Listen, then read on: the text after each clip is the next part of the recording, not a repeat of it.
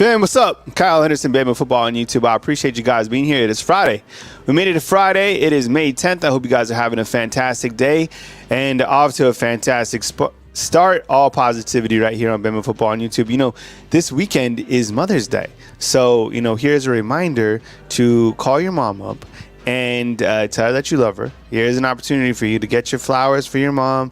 You can put the order in today and you can have it delivered on Sunday, or better yet, you can deliver them in person. So hope you guys are off to a fantastic start. Got 4 miles in this morning with my group, F3. Great way to start the day. 205-850-1994 is the call-in line number. So I appreciate you guys calling in on this beautiful Friday morning to catch up with me right here on Bama Football on YouTube. Do you feel that Alabama is going to get this King Mac from Penn State? I do.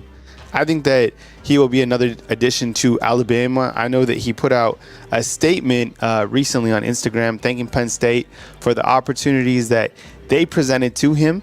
And if you bring him on board, you have another younger member to the secondary coming in, along with Cam Howard, who is taking his official visit this week. Cam Howard out of Charlotte. And don't let these schools, like wherever they're coming from, like if it's Charlotte or if it's a lesser known school, if it's not Power 5, don't let it scare you away from what the player might bring overall. Because I think we've seen in the past that players can come from non-Power 5 programs and still contribute in some form or fashion here at the University of Alabama. Of course, you want 5 stars and you want guys who are coming in that can be absolute monsters, as we've seen in the past. And the transfer portal has worked out really well for Alabama. In fact, I asked a poll, and I will ask you guys inside the comment box. And I like to do this, periodically. But who do you feel is the best transfer that has transferred in this spring season?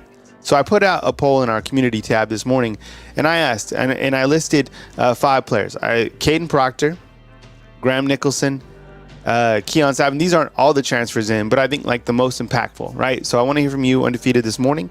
Who do you think are the most impactful or the biggest get from the transfer portal? Drewski is saying Caden Proctor. Mimi, what's up? I see you inside the comment box. Good morning, Jeff. I appreciate you being here.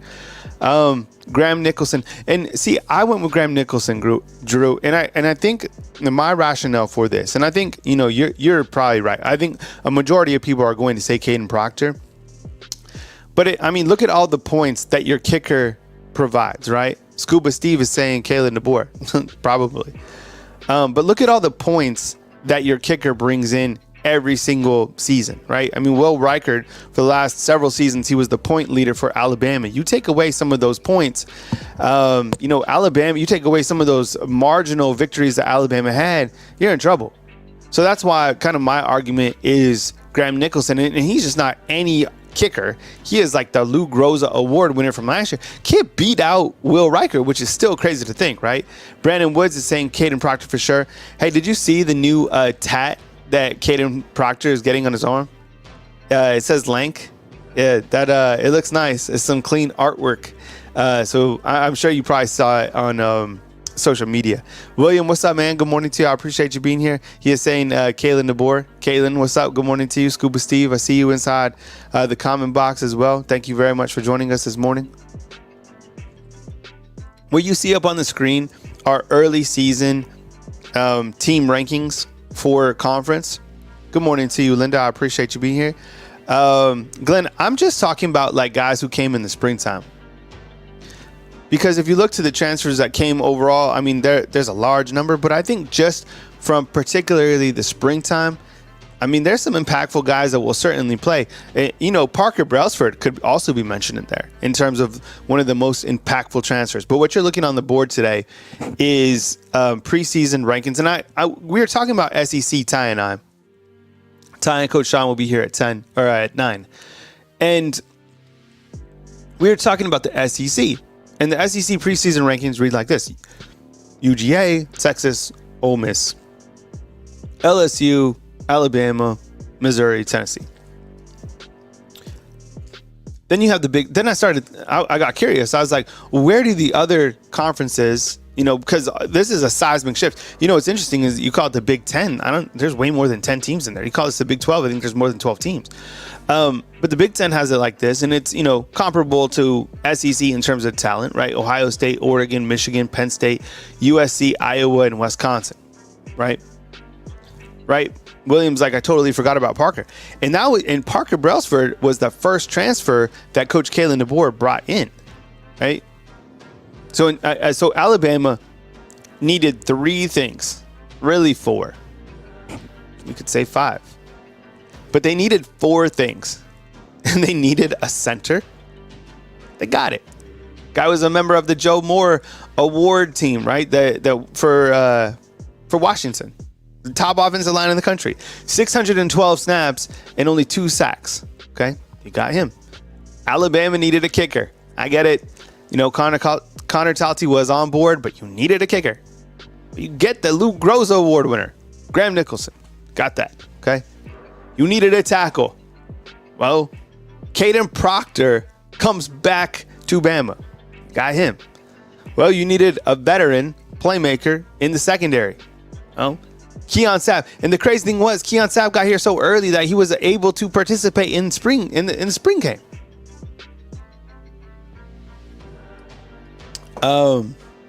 Only 10 teams in the Big Ten? All right, cool. Appreciate it, Scuba. But that's Ohio State, Oregon, Michigan, Penn State, USC, Iowa, and Wisconsin. The Big 12, you have, I just listed the top 5 for the Big 12 and the ACC. Arizona, Oklahoma State, Utah, Kansas, and West Virginia. Looks a little light in my opinion. Utah is always tough to scrape by, and Oklahoma State will, put points on you. And of course, Arizona has a very talented quarterback, but not really worried. I mean, where would Arizona be ranked within the Big Ten? Where would Arizona be ranked within the SEC? You see what I'm saying? The ACC, Florida State coming back, losing 1 game last season. You have Clemson. I saw yesterday, it was interesting to me. Call line is open, 205-850-1994. That Clemson and head football coach Dabo Swinney, he didn't bring in 1 transfer from the transfer portal. He has an interesting way of looking at the transfer portal and doesn't use the transfer portal like other programs. Jason, what's up, man? See you inside the comment box. How many games does Georgia lose this season? We'll look at Georgia's schedule if you want to here in a second. It's a pretty good schedule. All the schedules are fun to look at. Ole Miss, who's ranked number 3 in the preseason on the SEC on the left of the board. I mean, they have a very light opening schedule. I think their first 6 games are very winnable, but then on the back end, it's challenging. But yeah, Dabo doesn't like the portal. He doesn't go to the portal, and he might die from not utilizing the portal. I don't know. You have Miami, you have NC State, and I'm curious just who is number 5. Oh, and then you have Virginia Tech. So look, I don't know. I would imagine that Florida State still maintains some of their program prestige under Mike Norvell, because they've been rolling under him. I think he does a really good job coaching there. I'm glad that he didn't come to Alabama for many different reasons. I think that Coach Kalen DeBoer is certainly a better fit for this job now that I've had months to think about it. Florida State has been a program that completely struggled after after Alabama beat Florida State in that game. What was it? I don't know, 2017 or whatever, down in Atlanta. They were never the same program.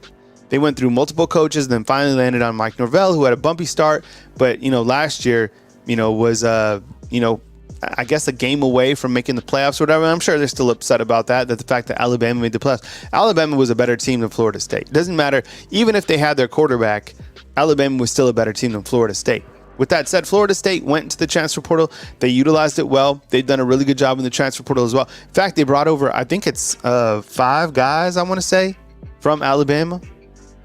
So, I would suspect they win the ACC. If they don't, I would be really shocked. I know Miami did a really good job in the transfer portal as well. And Jeff, I'm with you, man. Like, I felt Florida State they were a good team, and I felt, their quarterback did a really good job, and they had some dynamic wide receivers, but I felt overall they just weren't an overall quality team. Where would Florida State right now be ranked in the Big Ten or the SEC? Right?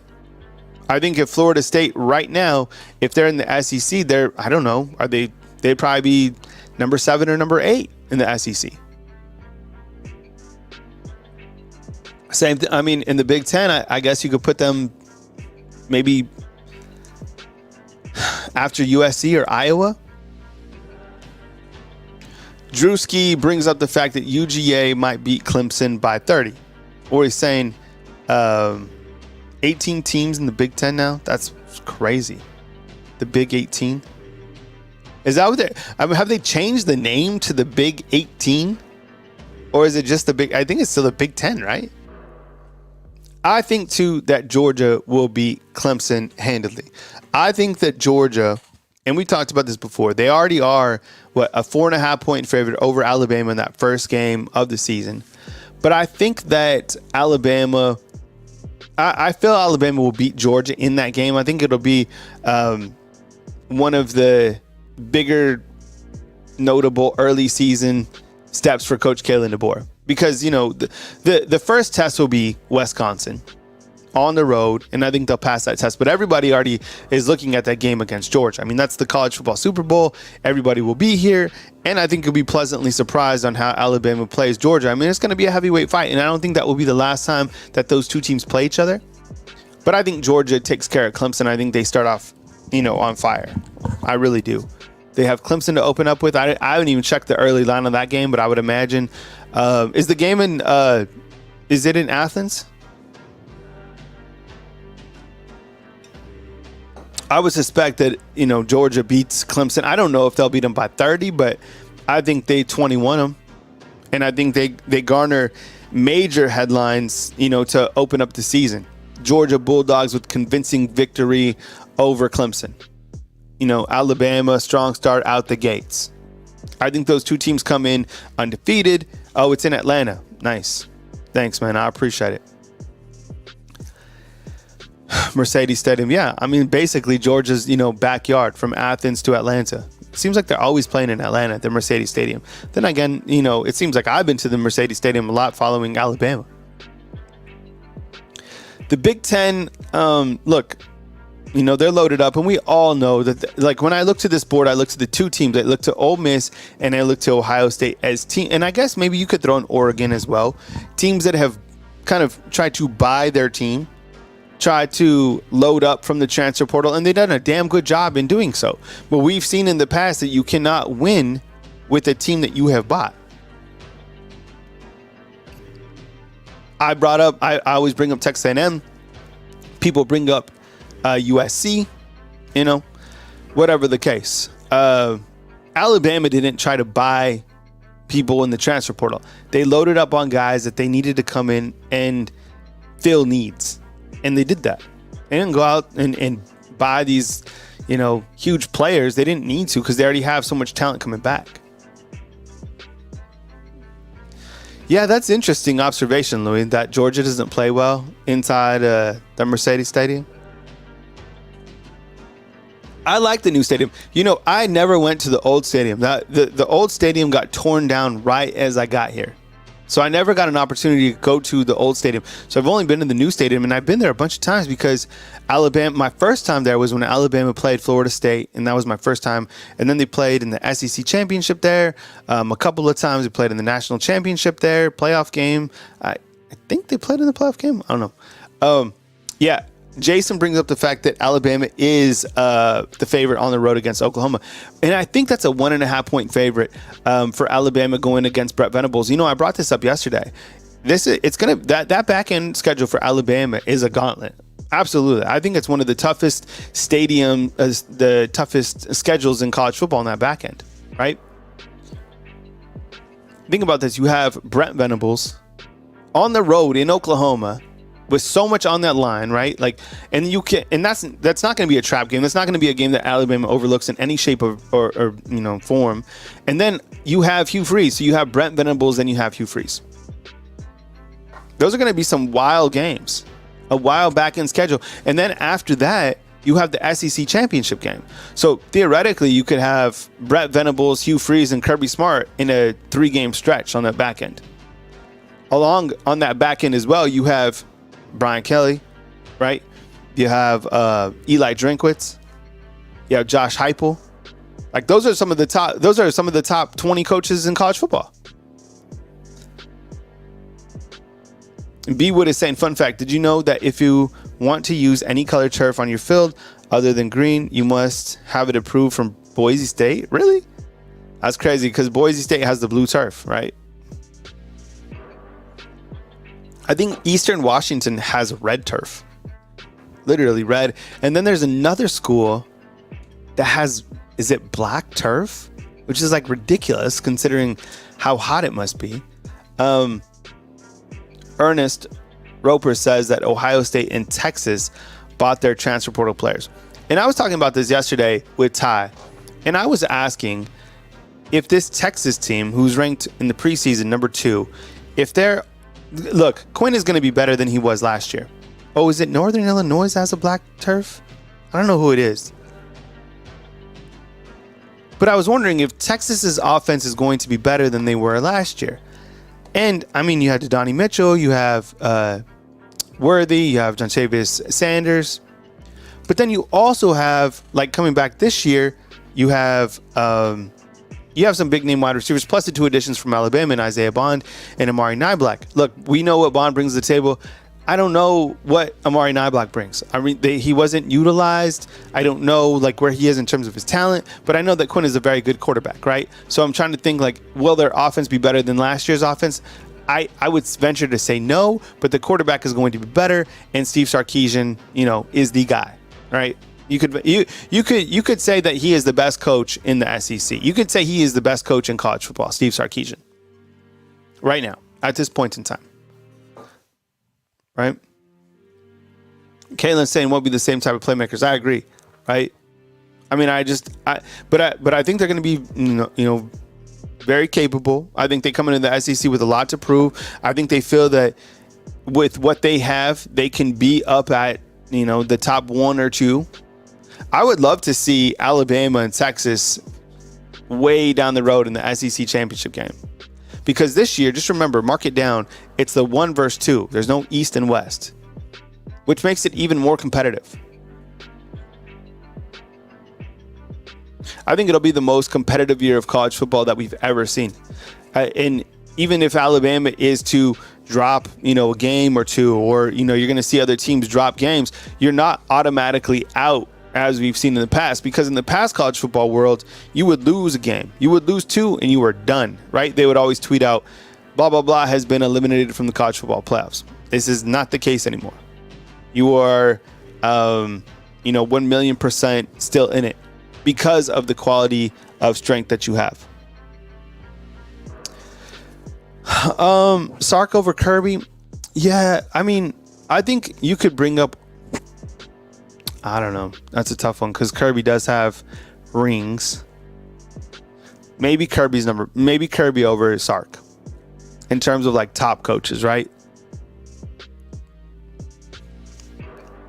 But you get what I'm saying. Like Steve Sarkisian is certainly up there. And I think Alabama fans wouldn't have been mad at all if he was the guy. In fact, despite all the positive things that are going around with Coach Kalen DeBoer and his, everyone having access to him and being excited about him and him doing a great job recruiting the transfer portal, I still feel that people would have been more excited about Steve Sarkisian if he was the head football coach. David saying Sark is a great play caller, but not a great coach. And then you could see for Coach Kalen DeBoer, he could be like, well, Kyle, did you know that Kalen DeBoer is undefeated against Sarkisian and against Dan Lanning and against Lincoln Riley? So, I mean, and those are straight facts. Like Coach Sean says, right? Like those are facts. Like he has not lost to those guys and will have, an opportunity in time to be able to play those guys head to head. Kalen brings up the fact that we made both Sarkisian and Kirby Smart. Yeah, for sure. Yeah, I mean, they both come from the Coach Saban ecosystem. The thing about Kirby Smart is he did such a fine job here at the University of Alabama, still maintains a good relationship with Nick Saban, learned everything he could, but he had to go. He was bigger than a defensive coordinator, and we know this. And guys go on and they move out, and he's doing what we thought he would do. I think it took him a little bit longer than I thought with Georgia, considering that they have every single piece of the equation ready to go, all the money at their disposal. They're in a recruiting hotbed, really big brand. And now they're that program. And I think what made them even better was the fact that Kirby has finally transitioned his offense to an up-tempo type offense that has really good running backs and really good wide receivers, right? So Kirby is that guy. I think with Sarkisian, he has a complete different story, right? Because, his life got bumpy, just as life gets bumpy for people at times. I mean, you look at what happened to him at USC. Then you look to him going to Atlanta and being criticized as an offensive play caller, had to come to Alabama. He was an analyst, worked his way up and was eventually the offensive coordinator here at the University of Alabama, and turned out, one of the better teams that Alabama's ever had under Coach Saban. Did a fantastic job with Coach Saban's mentorship. The biggest thing, though, about Steve Sarkisian was that Coach Saban, when he was the coach, he would make all of his head football coach or all of his assistant coaches do like overall medical exams. Caitlin, would know this. She's a nurse. But like an overall, like a comprehensive review on everything, cardiovascular, like the whole 9 yards, like more than your annual physical. And they were able to find out that Steve Sarkisian had an issue with his heart, and he went in for a quick heart procedure. He was taken care of. So Coach Sarkisian talks about that and how impactful that was, because if he didn't take care of that, who knows what happens to Coach Sarkisian, right? And Coach Saban was asked about this, and he's like, well, these guys are under a tremendous amount of stress. They work incredible hours, and, it's important that they take care of themselves and blah, blah, blah, blah. But, I always think about that, story with Steve Sarkisian, how he has a lot of gratitude towards Coach Saban. And it was good seeing Coach Saban at the Regions Pro-Am golf tournament, right? You guys saw that. All the golf swings out there. Kirby Smart. Coach Saban plays golf. He's an avid golfer. You know what? I don't know too much about Coach Kalen DeBoer's golf game. And I think he's clearly like taking lessons because that's part of the deal. But you know what? He had a nice drive. He can hit the ball. I saw him with some nice short game. I didn't see, I have no idea how he finished out or, what his handicap is or whatever. But, it looked like he could play a little bit. Ernest is saying, let's not fail to mention Ole Miss opened the big bag this year. The big names committed for the portal. I mean, what players wake up and say, oh, yeah, I think I'm going to Ole Miss. I mean, look, I've been to Oxford. That stadium is really nothing to write home about. They did get a new basketball arena a couple years ago. But I think the allure with Ole Miss continues to be Lane Kiffin, right, and what he's been able to do. Don't forget, you got Pete Golding as your defensive coordinator. But that offense is so good. And, Jackson Dart, he's like, what, plus 1,900 to win the Heisman Trophy? Look, Jackson Dart was a problem for Alabama last year. He was. And a lot of it is just because of his athletic ability, but plus how Lane Kiffin puts in like the schematics around it. There was wide receivers open for Ole Miss that I didn't even see. Like, where were they? Like, they did a really good job. They were leading Alabama last year till Alabama had to make some changes. And that is when Coach Lane Kiffin said, somebody else is calling the defense other than Kevin Still.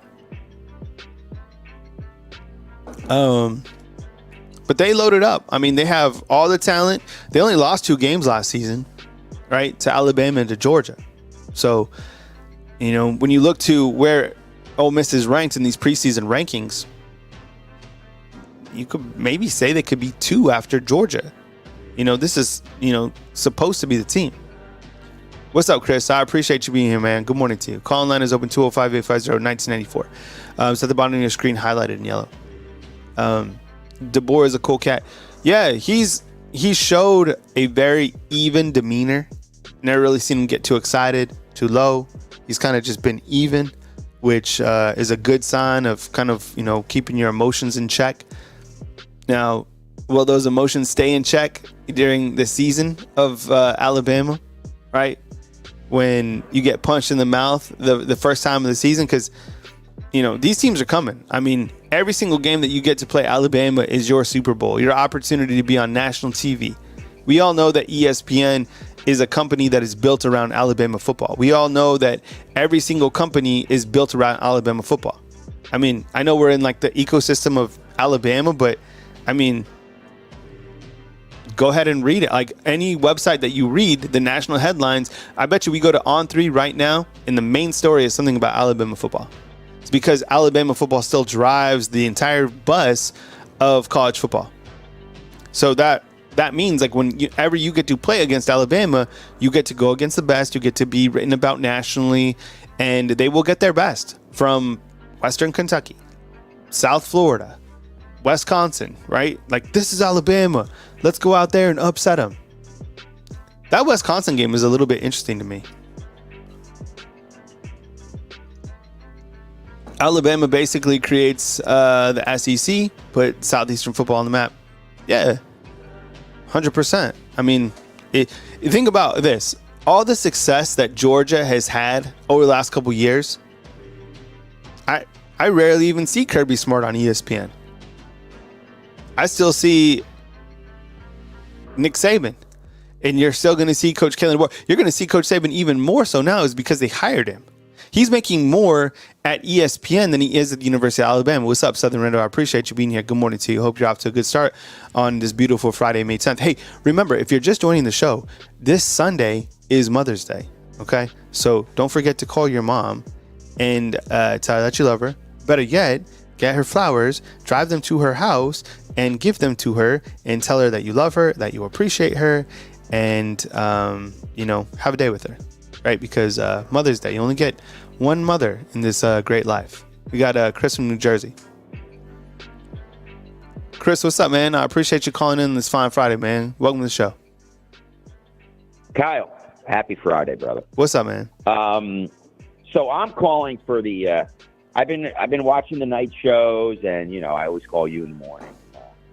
I think we all need a little checkup from the neck up, my friend. There was 6 national championships in the Saban years. 6. There was countless SEC championships, first rounders, Heisman Trophy winners. You got a new guy in there who we begged to come coach Bama. We were on the. I talked to you the day that the guy got hired, and you sent Taylor out to watch film and landing. Okay, man, that feels like years ago. I mean, I know it's May, and we got to fill some hours here, but I can't stress enough, right enough to the undefeated that the cup is not even half full. It's overflowing. We're nitpicking about these defensive backs. I totally disagree. You got a 5-star who's about to have a breakout year. Why is DeBoer not look worried? Because he knows he's got an unbelievable amount of talent in the defensive backfield. That's why he gets paid. I want to remind everybody that we yell at these kids for leaving for like $500,000, $200,000. DeBoer's getting paid $10 million, Kyle. $10 million. Everybody divide that out by the month. It's a lot of money. This guy just went to the national championship with 3 stars. Okay, Alabama's roster is loaded. Yeah. I mean, we can nitpick. I get it. I get it. You guys want to nitpick? Everybody should be going. First of all, being 4th, 5th, that's the best thing that could happen to Alabama. We don't want number 1 would be that is rat poison. I love the reverse rat poison. Yeah. I love that they leave the running backs off these lists. You don't think Jam Miller and Justice Hayes looks at that list and goes, okay, watch me run for 300 yards in the first game. You got an offense that is turbocharged. The best offense probably that Alabama's going to see since Sark. We all know Sark rolled us to, and you and I have said it many times. If Sark was the offensive coordinator when Bryce Young was the quarterback, there's Saban 7th for Alabama and 8th overall. Listen, it's Friday, Mother's Day weekend. Happy Mother's Day to all those mothers out there. I lost mine a long time ago. She was a wonderful woman. But Kyle, we got to be. Let's be happy Friday, positive Friday. Yeah. This is Alabama. Alabama's got Ryan Williams is coming in a week and a half. DeBoer is talking about him and a freshman that hasn't even gotten there. What do you think that means? That means he went back and watched his film and went, holy cow, this is a generational talent. You know, this is a Julio Jones of my era. So let's. I mean, I mean, Coach Sean briefly got like 2 nights ago, and I love Coach Sean. He's like I said, I'm sure I'm older than he is, and he teaches me something like weekly. But we got to be positive. Everybody in the chat, positive. We got we can bellyache, or I don't bellyache about Milroe, but Milroe had a weak offensive coordinator.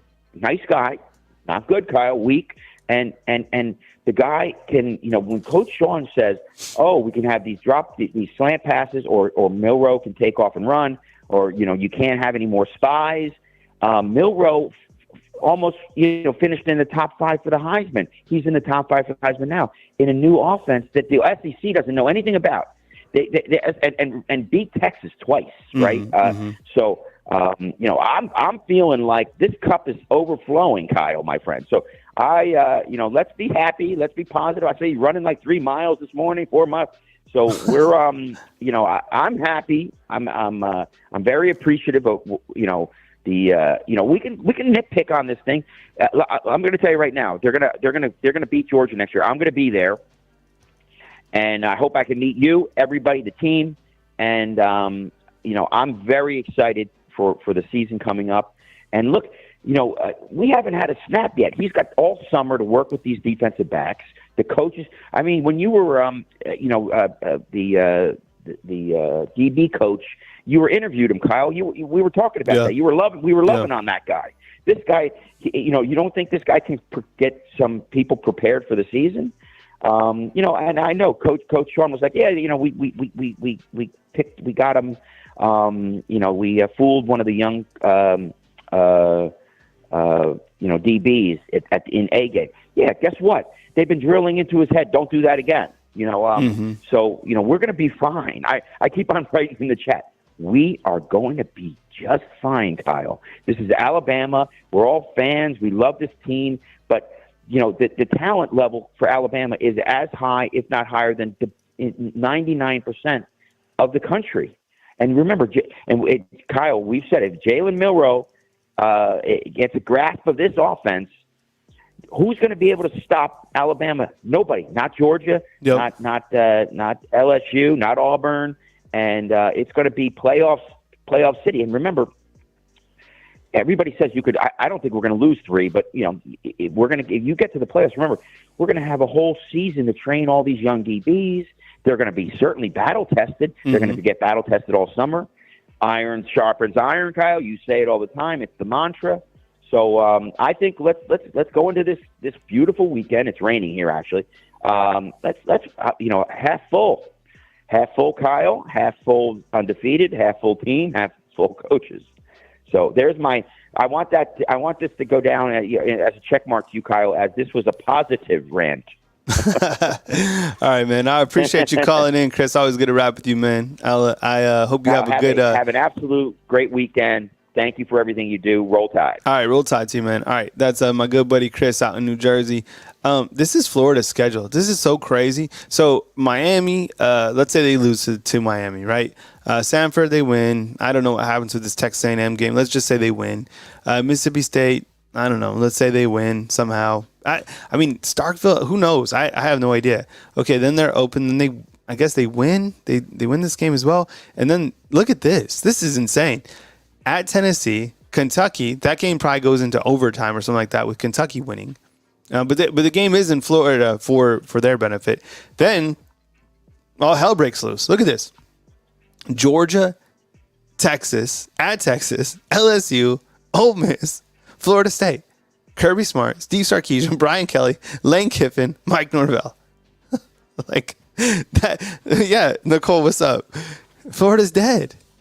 They're dead. That is like a dead man walking. That's crazy.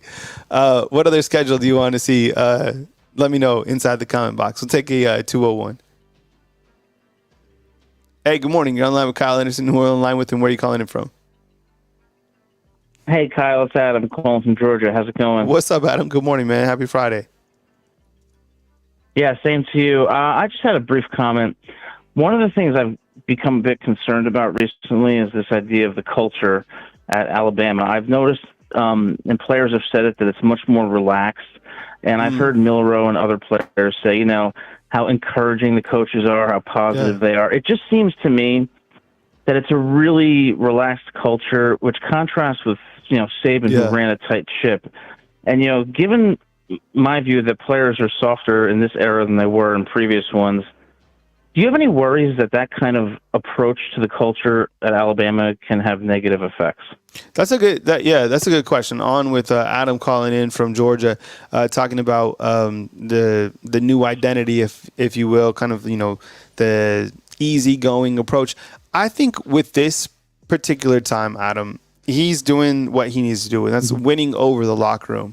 I think he does have a much more laxed approach. And that may be by design. Remember, these guys are playing chess. These guys are in a room with a think tank of people that are figuring out the best PR after Coach Saban has left. With that said, I do think he is more laid back. I kind of think back to he doesn't cuss during games. I don't. Will that change? I mean, when you have Florida is walking the green mile. When you play Georgia and Georgia's up 13-0 or something like that. Just who knows? I don't know. I don't know. I think if you look back in the past, Coach Kalen DeBoer has been a man who's been able to kind of give up some of that control, letting his assistants do their thing, letting players operate under his system. So he is he's in for a challenge with the SEC, and I think he's designed to win the players over. And he does look, I get it, and I question this too. You can look at all the places that he's won. There's something about his coaching style that players really buy into, and I think I really feel comfortable with what Jalen Milroe has to say, because Jalen Milroe is the team's leader, and it seems to me that they've been able to really formulate a good relationship early on, and I think that's going to spill over to the team. Now, everything's easy right now. Kevin, none of your comments got deleted. There's not even a mod in here. I'm the only mod, so no one deleted. There's no more mods. We had to delete all our mods. So I'm not sure what happened, Kevin. Type it again. But I feel that right now it's easy. Everything is easy, right? Even still kind of recruiting is easy because you still are Alabama. When things get more challenging, I think we revisit this, Adam, because, Coach Saban, he was lax last year. Going into the season, he was happy. He was laughing. Right. He was smiling. And then that Mississippi State game, when he got pissed off when he needed to get pissed off. And I think there's nothing to be mad about right now if you're Coach Kellen DeBoer. What are you mad about? Nothing. Right. I trust him. He knows more than I do. Yeah, right. I don't. There's there is nothing to get mad about. That I haven't thought about that right now. What could Coach Kalen DeBoer be upset about right now? Let me know. Undefeated inside the comment box. Is there anything maybe that you didn't get a transfer that you want? I mean, he's kind of filled those needs. He's got the coaches he wants. Really nothing hasn't gone his way yet. He got Ryan Williams. He's winning on the recruiting front, right? I don't know. Yeah, Bewood's that's when Saban's bloodshot eye came out. Yeah, he got pissed off. Someone said it was blood pressure. That I have no idea, but it was awesome. It made him look like the Terminator when his eye went red, right? Yeah. So who knows? Well, I guess we give. Yeah, I guess we give him the benefit of the doubt, and I trust him more than I trust my own instinct. So hopefully it'll work out. Thanks so much for taking my call again, and roll tide as always. Yeah, all right, take it easy, Adam. I appreciate you, man. Thanks a lot. Adam Lampello calling in from Georgia. That could be it, right? That may be one of the things. But see, Louis, I think this was kind of it seemed like this was kind of by design almost. Because and that was Ryan Grubbs because he never came, but I think Coach Kellen DeBoer knew that sooner or later he was going to have to fly away from kind of that ecosystem. What's up, Efron? I see you inside the comment box. Good morning. And it didn't seem to affect him, and it seems like he already had a plan in place to put Nick Sheridan under his wing at the OC position, along with Jamarcus Shepard, and those guys are going to flourish, running Coach Kalen DeBoer's offense, because Coach Kalen DeBoer, this is his offense, and those guys were under him. Nick Sheridan seems confident enough. And Jamarcus Shepard, he brings the absolute fire. So I think when you look to, if there anything that hasn't gone his way right now, I can't see why. I think that he's had everything go his way so far, which is, I'm not surprised. It's still Alabama. I mean, this is still the brand. Coach Saban has been right behind him, but hasn't been micromanaging him. He's just, I think they've done I think the beginning of this was really bumpy, how Coach Saban left, and, but overall, I think the University of Alabama has done a really good job. Let's look at Oklahoma's schedule real quick. I haven't even looked at Oklahoma's schedule. This was a good point out. So they got Temple. They win that game. You beat Houston. You beat Tulane. At this point, you're 3-0, going to a game where you have against Tennessee. This will be a hell of a game. I can't wait to see this game. I don't know what happens in this game, but the game is at Oklahoma. I don't know what the line is on this game. Let's say Oklahoma somehow I could see Oklahoma winning this game 100%. Then you go to Auburn, tough game, able to beat Auburn. I could see Auburn losing this game on like a missed field goal or something like that. So, you know what? To start the season, I like Oklahoma's schedule. You go into your back-end schedule, you take on Texas. That game is always a coin flip. Last year, Oklahoma was able to beat Texas. This year, I would imagine that Texas wins this game just based off the things we know about each team now in the early part of May. South Carolina, you win that. Oklahoma's going to win a bunch of games. Then you go to Ole Miss, challenging. Then you play Maine. Are you serious? The black. I didn't even know that was the mascot of Maine. You take on Missouri. That's a great game too in Columbia. And then you take on Alabama and LSU. Okay, so. Yeah, this last stretch is pretty challenging. Ole Miss, Missouri, Alabama. So you could see things fall off the rails on the back end for Oklahoma, but the front end does look a little bit promising. So I don't know. Good point out in terms of looking at that schedule. Maine plays football. I'd never been to Maine. I would love to go up to Maine. Yeah, right. Everyone's right. Like, this is the honeymoon phase, right? We are like on the honeymoon. I mean, everything is good. You're getting the guys you need. You're recruiting well, transfer portal. But the honeymoon ends. When the honeymoon ends? The Monday of the Wisconsin game. That Monday before they play Wisconsin, that's like when you went on your honeymoon, you go everywhere, and then you come back. If everyone's been married, right? The honeymoon's amazing. Then you come back, and it's the first Monday of marriage. And, that's there you go. I mean, that's, okay, we're married. and we're going to Madison, Wisconsin, for a business trip. What other schedule do you want to see? Let me know inside the comment box. I think Oklahoma wins, a handful of games after looking at that. I just think their back end is a little bit more challenging than I had anticipated. So good point out on that. Call line is open 205 850-1994. This is if you're just joining us, this is the overall look at the Big Ten. Or I think they have like 16 teams or something like that. I just listed the top 7. SEC. Big 12, and I just listed the top 5 for the ACC. And I was thinking too, is like, what's up, Luke? Appreciate you being here, man. You see that like Arizona is ranked number 1, or FSU ranked number 1 in the ACC, but where would those teams be ranked if they were in the SEC or the Big Ten? I don't know. Matt Farms say, no, Kyle, honeymoon is over. And the momentum after the first loss, it's like the first argument in a marriage. Yeah, I could see this too, right? Yeah, that could definitely be it. And this will be the challenge too. And we will okay, you guys want to see Ohio? Adam wants to see Ohio State. We'll do it. So the thing about it is, can you only imagine? Just wait, all right? Let's keep receipts on all of this stuff. Can you imagine like what is going to happen the first time that Alabama football faces some adversity?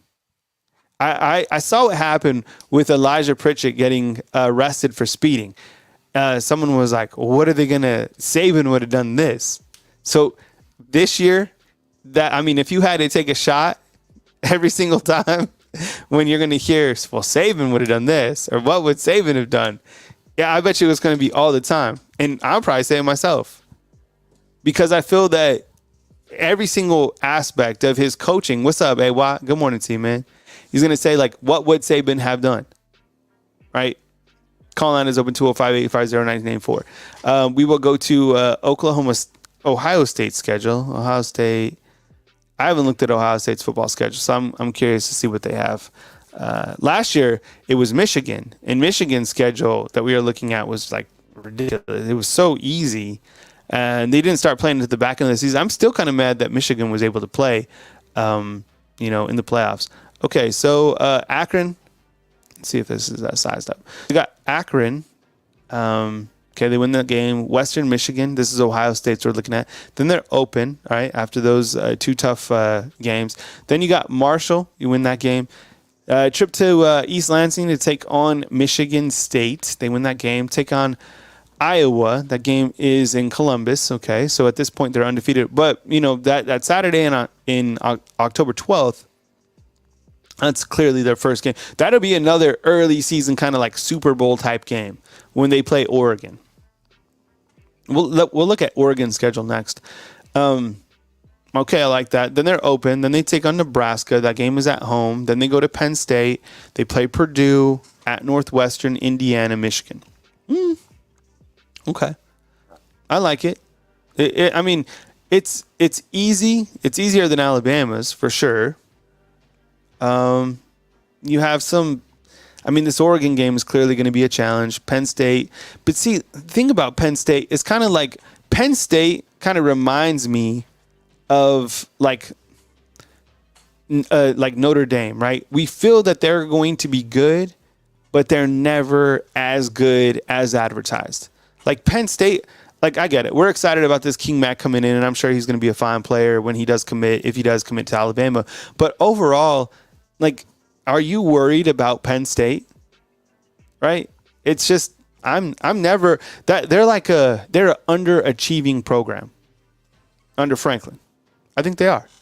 Right? Penn State. Thank you, Louis. Louis says it best. Penn State's like forever a 9-3 team. Like, okay, team to watch, and they'll beat somebody, but overall, they're not going to beat Ohio State. They won't beat Michigan. They'll be 9-3 again. Okay, let's look at Oregon's schedule.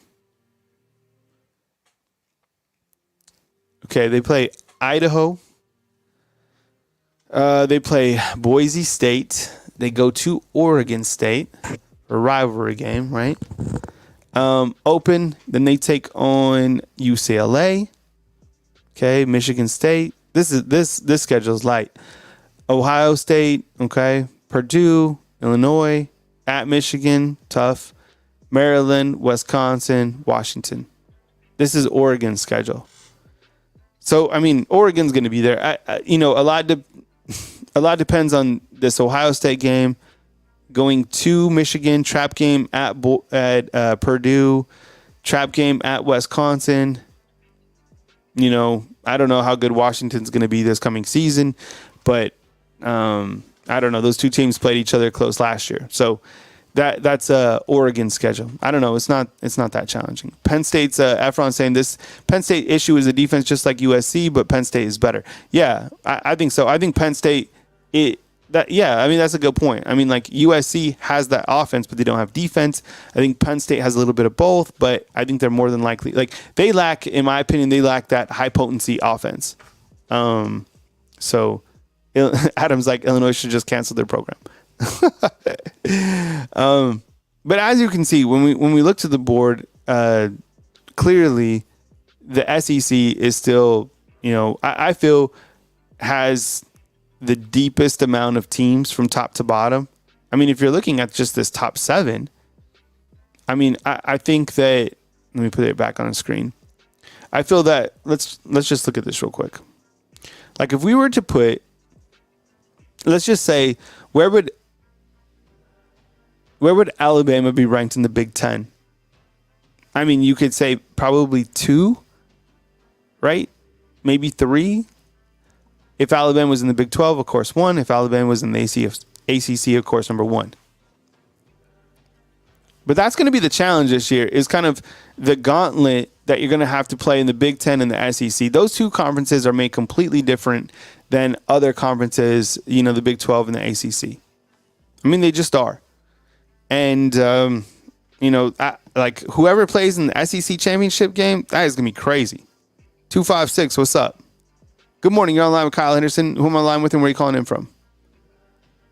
What's up, Kyle? It's Luke from Weaver. Luke, what's up, man? What do you think about these preseason college football rankings? I mean, the SEC is just, it's loaded from top to bottom. I mean, it's crazy to see Alabama 5 here. I love the reverse rat poison. Big 10 now has like 16 teams or whatever. Big 12, not a threat. ACC, not a threat. What's kind of your take on when you look to SEC, Big 10, these early preseason football rankings? Oh, these are rankings? I thought you were just listing some good teams. Yeah, these are the preseason rankings from CBS Sports. The Alabama disrespect is crazy. But what I called for, I was smoking last night, and I made a bet that Miami wouldn't win 10 games. And then I realized during the ACC, know if that was a good bet. Can you pull up their schedule? Yeah, let's do it. Miami. Got you. Okay, Miami Hurricanes. Yeah, Miami. All right, got you. Football schedule. All right, got you. Let's see what the Hurricanes are doing. I know they start out with Florida because we just looked at that schedule. This is 24. Give me one. They're going to lose that. I was surprised to see how much Mario Cristobal is being paid. It's crazy. They say he was getting paid like $22 million? Something like that? It was crazy. It was like an unbelievable amount. It's a private. Yeah, okay. Let's see. I think we got Miami's up on the board right now. All right, so we got at Florida. Okay, let's say they win that game. Florida A&M, they win that game. Ball State, they win that game. At South Florida, they win that game. Virginia Tech, they win that game. At Cal, this is an easy schedule for Miami to run through. At Cal, they win that game. Off. Then they play Louisville. I would imagine they win that game, but I could see that being a trap game for them. Florida State, that's their toughest game so far. Then they beat. I would imagine they beat Duke. They beat Georgia Tech, Wake Forest, and Syracuse. So, what'd you say? They had to win 10 games?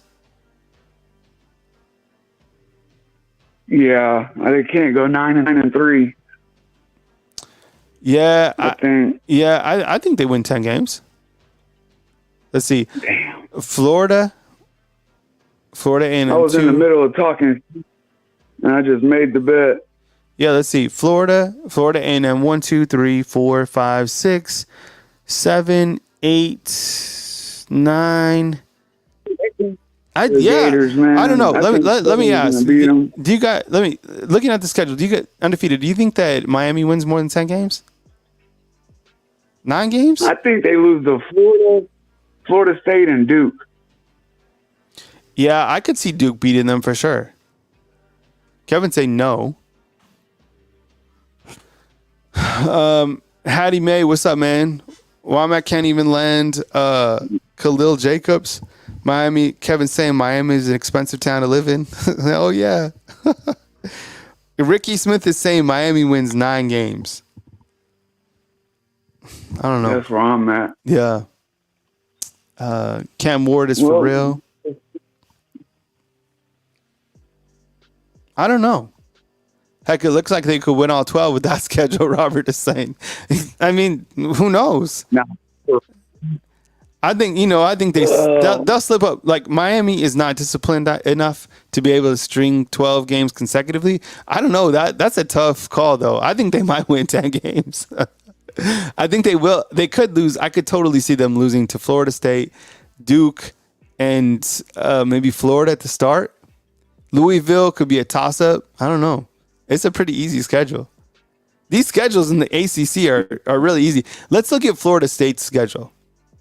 Hey, USF might give them some problems too. No, I think you're right. Florida, yeah, USF. We know they don't play. This is Florida State's schedule. All right, so let's look at Florida State. Georgia Tech, okay, dub. Boston College. Boston College should have beat Florida State last year. Yep. And then you have open week. Everyone has an open week on the third week. Who's even going to play on the third week of football? Everybody's off. Then you have Memphis. You have Cal. Oh, come on. SMU. This schedule. Oh my God. I know exactly what's going to happen. The exact same thing that happened last year with Florida State. They're going to win all these games. And you know what's going to happen? They're going to be undefeated by the time that they play this Notre Dame game. And the TV ratings are going to be like crazy high for Notre Dame, Florida State.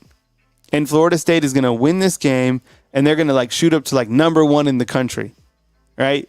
And then they're going to finish. No, they're going to lose their quarterback and games? Be kicked out of the playoffs. I think they'll win all. I think they'll win all these games. So I think Florida State probably finishes the season undefeated. And then they get railroaded in the playoffs by somebody. Must be nice to be in the ACC. Right? Like Notre Dame. This thing, I don't know. Who has Notre Dame 5? Right? Louis says they'll win all of them. Man, that's an easy schedule for Florida State. Wow. Okay, now I'm curious. Now I'm just hopping around schedules.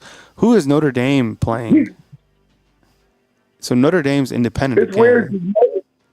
Notre Dame's independent. Who else is independent? I don't know who's independent. So Notre Dame plays Texas A&M. Okay, they win. Northern Illinois, they win that game. At Purdue. That's a weird rivalry game. I think they'll win. Miami, they win. Louisville, they win. Stanford, that's another rivalry game. They win because it's at Notre Dame. Georgia Tech, that's a weird rivalry game. They're rivals with everybody. They'll win that game. I think they're even rivals with Navy. They win that game. Everyone's a rival for Notre Dame. Then they play Florida State. Yeah, so Florida State and Notre Dame on November 9th, that's going to be like number 1 versus number 2 some weird and wacky way. Even though we know that those two teams aren't really number 1 and number 2, it'll be like this make-believe number 1 versus number 2 game somehow. Because Florida State's going to be undefeated by that time. Then they got Virginia, Army, and then at USC, which is another rivalry game. Yeah, I mean, I don't know. Notre Dame's winning a bunch of games too. These schedules are easy. Army and Navy, right? Who's Notre Dame's rivals? List them. It's like every team. What else you got, Luke?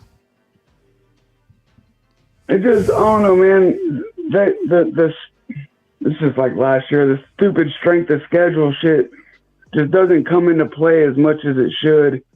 Like these teams that are playing nobody, just, I don't know. It doesn't make sense if they get ranked that high.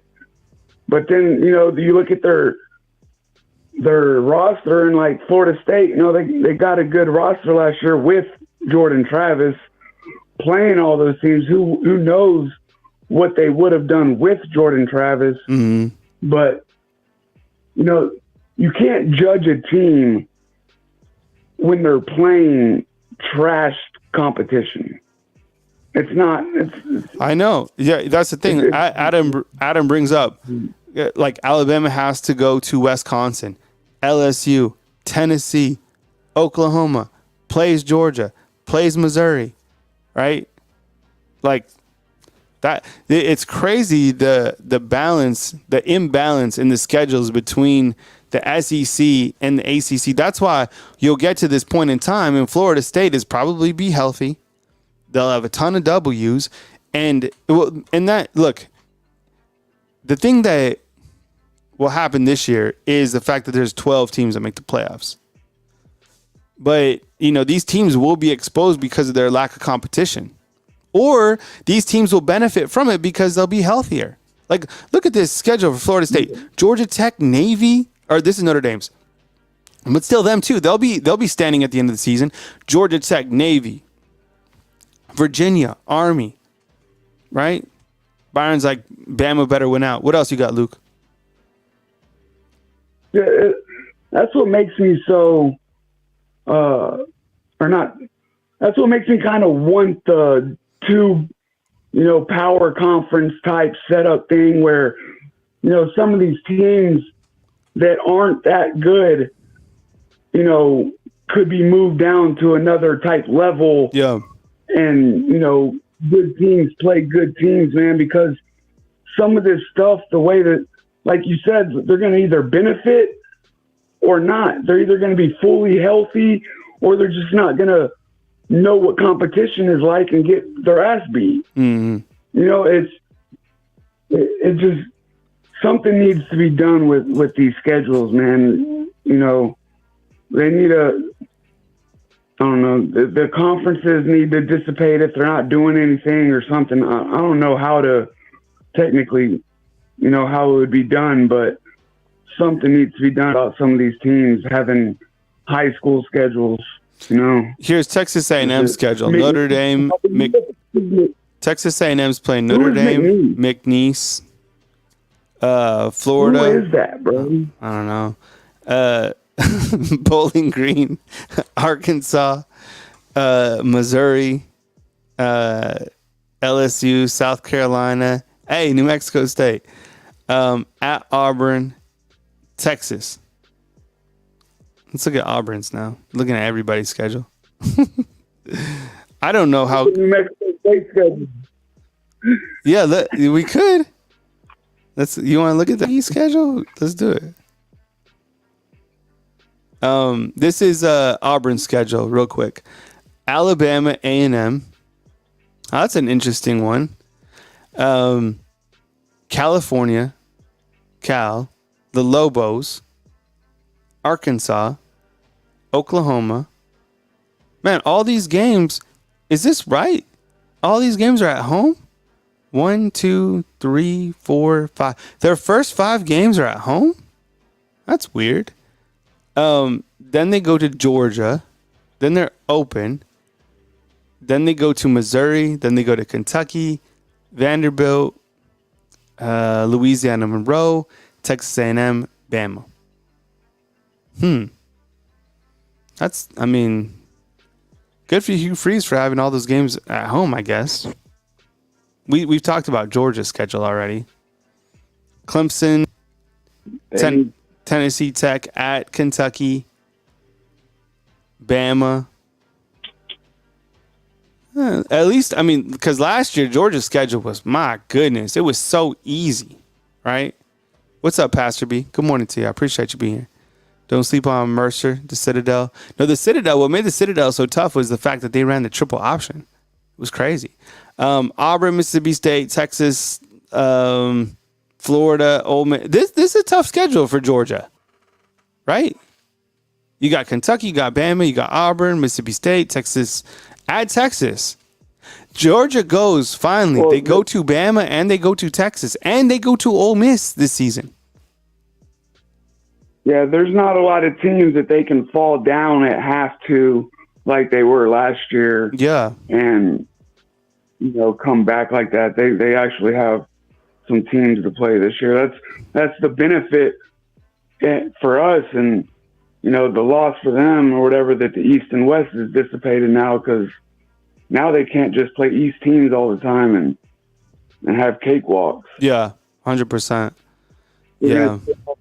We're going to see how good Kirby Smart really is now. Mm-hmm. Because remember, he's 1-9 against us. Now he's got to play all these West teams. We're going to find out if he's really what they say he is. Mm-hmm. All right, Luke, well, I appreciate you calling in, man. Call again next time, man. It's always good to rap with you, man. Yeah, y'all have a good one, man. All right, man. Take it easy. All right, Luke calling in from Weaver with the call. What's up, Kyle? I see you inside the comment box. Robert, what's up, man? Thanks for being here. Appreciate you being here this morning on this fine Friday. Nick G's, what's up, man? I think Ole Miss will upset them. Yeah, Ole Miss is, capable to beat really anybody this year with the amount that they have loaded up. So 100%. Savannah, Adam's saying that Savannah is beautiful. Yeah, I was able to go to Savannah, Georgia a couple years ago. It was like maybe 3 years ago. Well, I went to Hilton Head and then I cruised over to Savannah. It was absolutely amazing. By the way, if you were the storms last night were crazy. So I know there was a tornado up near Huntsville. I talked to Coach Sean. He's okay. Clearly, he was on yesterday. But there was some really wicked weather out here in Tuscaloosa. It got crazy. I mean, there for a little bit, it was. I don't know what time it was, but I posted a video and it was unbelievable. Like the weather was going crazy. It was really wild to see. So glad that you guys are safe, and glad that our staff right here on Bama Football on YouTube is safe as well. Yeah, so that's kind of what I wanted to hit on today. It was kind of just, look at some of the top, the rankings within the SEC comparatively to other conferences. And I think you can see that what is going to happen this football season is the fact that we are going to continue to see an imbalance because of the schedule of strength that these teams on the left are going to have, right? SEC, Big Ten, they're going to play these murderous schedules, whereas the Big 12 and the ACC are going to be not as challenged, and therefore, like a team like Florida, the same exact thing, we're going to run into the same exact thing. Teams from the SEC, they're going to be, including Notre Dame, who is not pictured in this, but Notre Dame, I would imagine, wins a ton of games. Florida State wins a ton of games because of their lack of schedule strength, as opposed to the teams on the left with Georgia, Texas, Ole Miss, LSU, Bama. Those teams are going to be beating the crap out of each other all season long. It would make more sense to either bring in Florida State to one of these conferences and make them play a tougher schedule, maybe another team from the Big 12 and create this super conference that I would love to see. I would really like to see the SEC and the Big 10. I think from what I understand, these four conferences are working really well together at this point in time, but I would love to see the SEC and the Big 10 just completely break away and then add a couple more teams from the Big 12 and the ACC and make this super conference. And that is kind of the next wave of college football. And I think that would be something worth watching, because I still, just from looking at the schedules briefly this morning, I still feel there will be a competitive imbalance with like Florida State's schedule. They're going to win all those games and be standing mighty at the end, get a home field playoff game, and then be exposed because they didn't play anyone challenging. That's exactly what's going to happen. In basketball, all the teams can play with each other, but not in football. Football is completely different. There's 30 teams that can play with each other. And then outside of that, it's a gigantic drop off.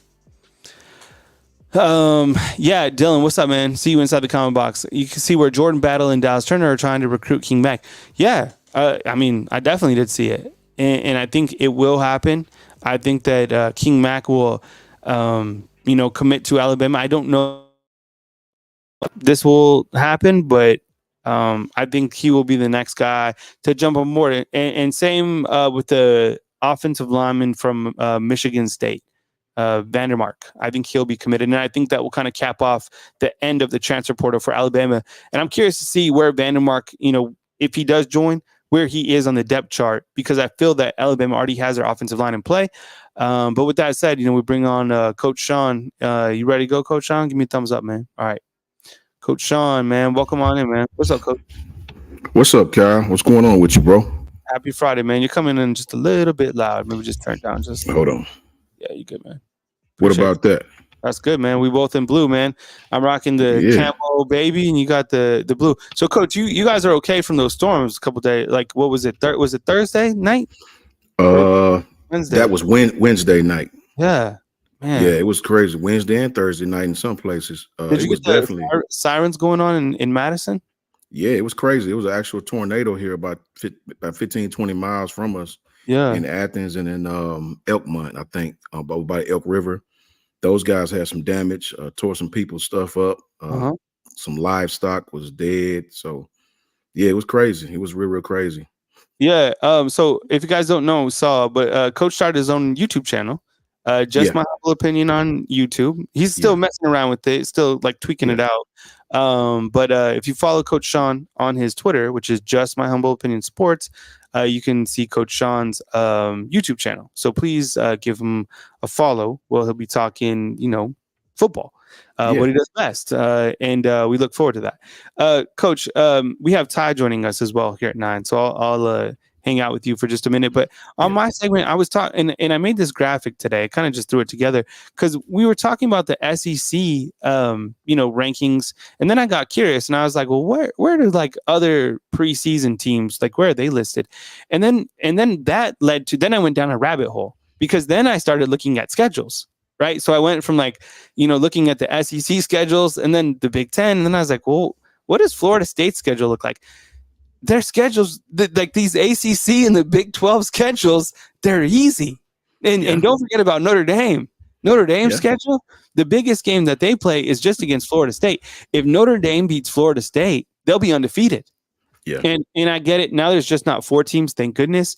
There's 12 teams. But I think what will happen is these teams in the ACC, the Big 12, because their schedules, like they have breaks in their schedule. Whereas like the SEC and the Big 10, they don't necessarily, like Georgia's schedule is tough this year. Like it's tough. I mean, they go to Ole Miss, they go to Texas, and they go to Alabama. That's tough. That's tough. Look, if you want to be upset, if you really, really, really want to see the difference in our schedules and the go look at Ohio State schedule. With everything they did in the offseason and all the great things they done, look at their schedule. It's absolutely ridiculously terrible. So those guys will probably be undefeated. They probably will. I think so too. And like Florida State as well. I mean, they have a really light schedule. And I think you probably see almost kind of the same thing that we saw last year with Florida State is the fact that they will probably win a lot of games. I think they are clearly the favorite to win the ACC. They loaded up with some Bama guys. I hope that Roydell Williams does well for them. We loved him. Like he was, I mean, that dude's, I like everything about Roy. And Earl Little, I felt I wonder, Coach, if he looks to the roster, if he's like, damn, maybe I should have stayed. Earl Little was one of my favorite players. His dad was awesome. He was one of my favorite players on this team. I just don't understand why he left. He was in line to play anyway. If Earl Little was here, there's a very good possibility we wouldn't have to go get Keon Sabb. So I mean, they do. They look at the roster like, wow. But then again, some NIL deals will make you look over that, man. It's just unfortunate. But we knew, like, we're happy for Roydell. Like, he had to go.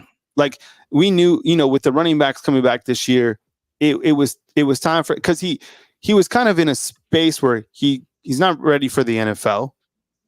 And Florida State needed somebody, so he's good. So we can understand that. But like Earl Little, it was tough to understand that. I can understand like Malik Benson, things didn't work out for him here. I think he kind of had a case of the drops. He's going. Ferguson, he could have theoretically made a run for the center spot too. Because he was in, I actually liked T. Ferg. I don't know, why he didn't play more, or maybe there's something that I don't know, but he was definitely in line to be a center. He could have, he probably would have been above Brockemeyer and battled really well with Parker Brailsford, and he left too. It's unfortunate, man. Like you said, I understand why most of those guys left. The depth chart just kind of caught up with them, if you will. But Earl Little, T. Ferg, these guys were in line to straight play, to straight start. So I don't know, man. It's so crazy nowadays, Kyle. After Caleb left, and I know, not to bring up Caleb, but to be honest, for me, when Caleb left and went to Ohio State, I really knew at that point in time, man, don't nothing else shock me. Like, it's just kind of water under the bridge. It is what it is, right? Yeah, and we saw more and more of it. I mean, and this will only be, it'll continue to be like this. We'll continue to see big transfers that when they originally happened, you're like, wow, like Jalen Hurts is transferring to Oklahoma. That is like the talk of college football. But now you're seeing like major ones. Louis saying Des Ricks confused him. There was a lot of them when you look back about guys that you were like, no way. But this is just, college football free agency. And as we've talked about before, there's so many guys who have now been, this will be their third spot. So Jeremy Bernard, this is his third spot. I think there's a couple other guys where this will be their third spot, and that's just college football now. It is. It's college football now, and I'm going to be very anxious this summer to see if some parameters are put in place with something, right? These guys are putting their heads together right now, the powers that be. And I'm going to be exceptionally anxious to see, do they come up with some type of competitive balance to keep these kids? Or I read where they're actually talking about now, finally, real possibility of revenue sharing, complete revenue sharing. That will stop a lot of this, right? That'll be a huge piece of the pie for these players. And I'm positive it'll be stipulations in place for all this transferring and bouncing around if they go to that revenue sharing. Are you feeling a little bit more confident now that you've had a couple more days? Think about Deshaun Jones being added to the secondary.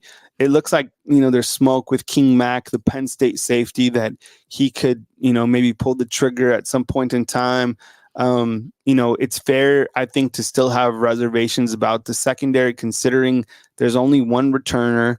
But as we've spoken about, Damani's been here, Keon's here, Malachi Moore, your vet.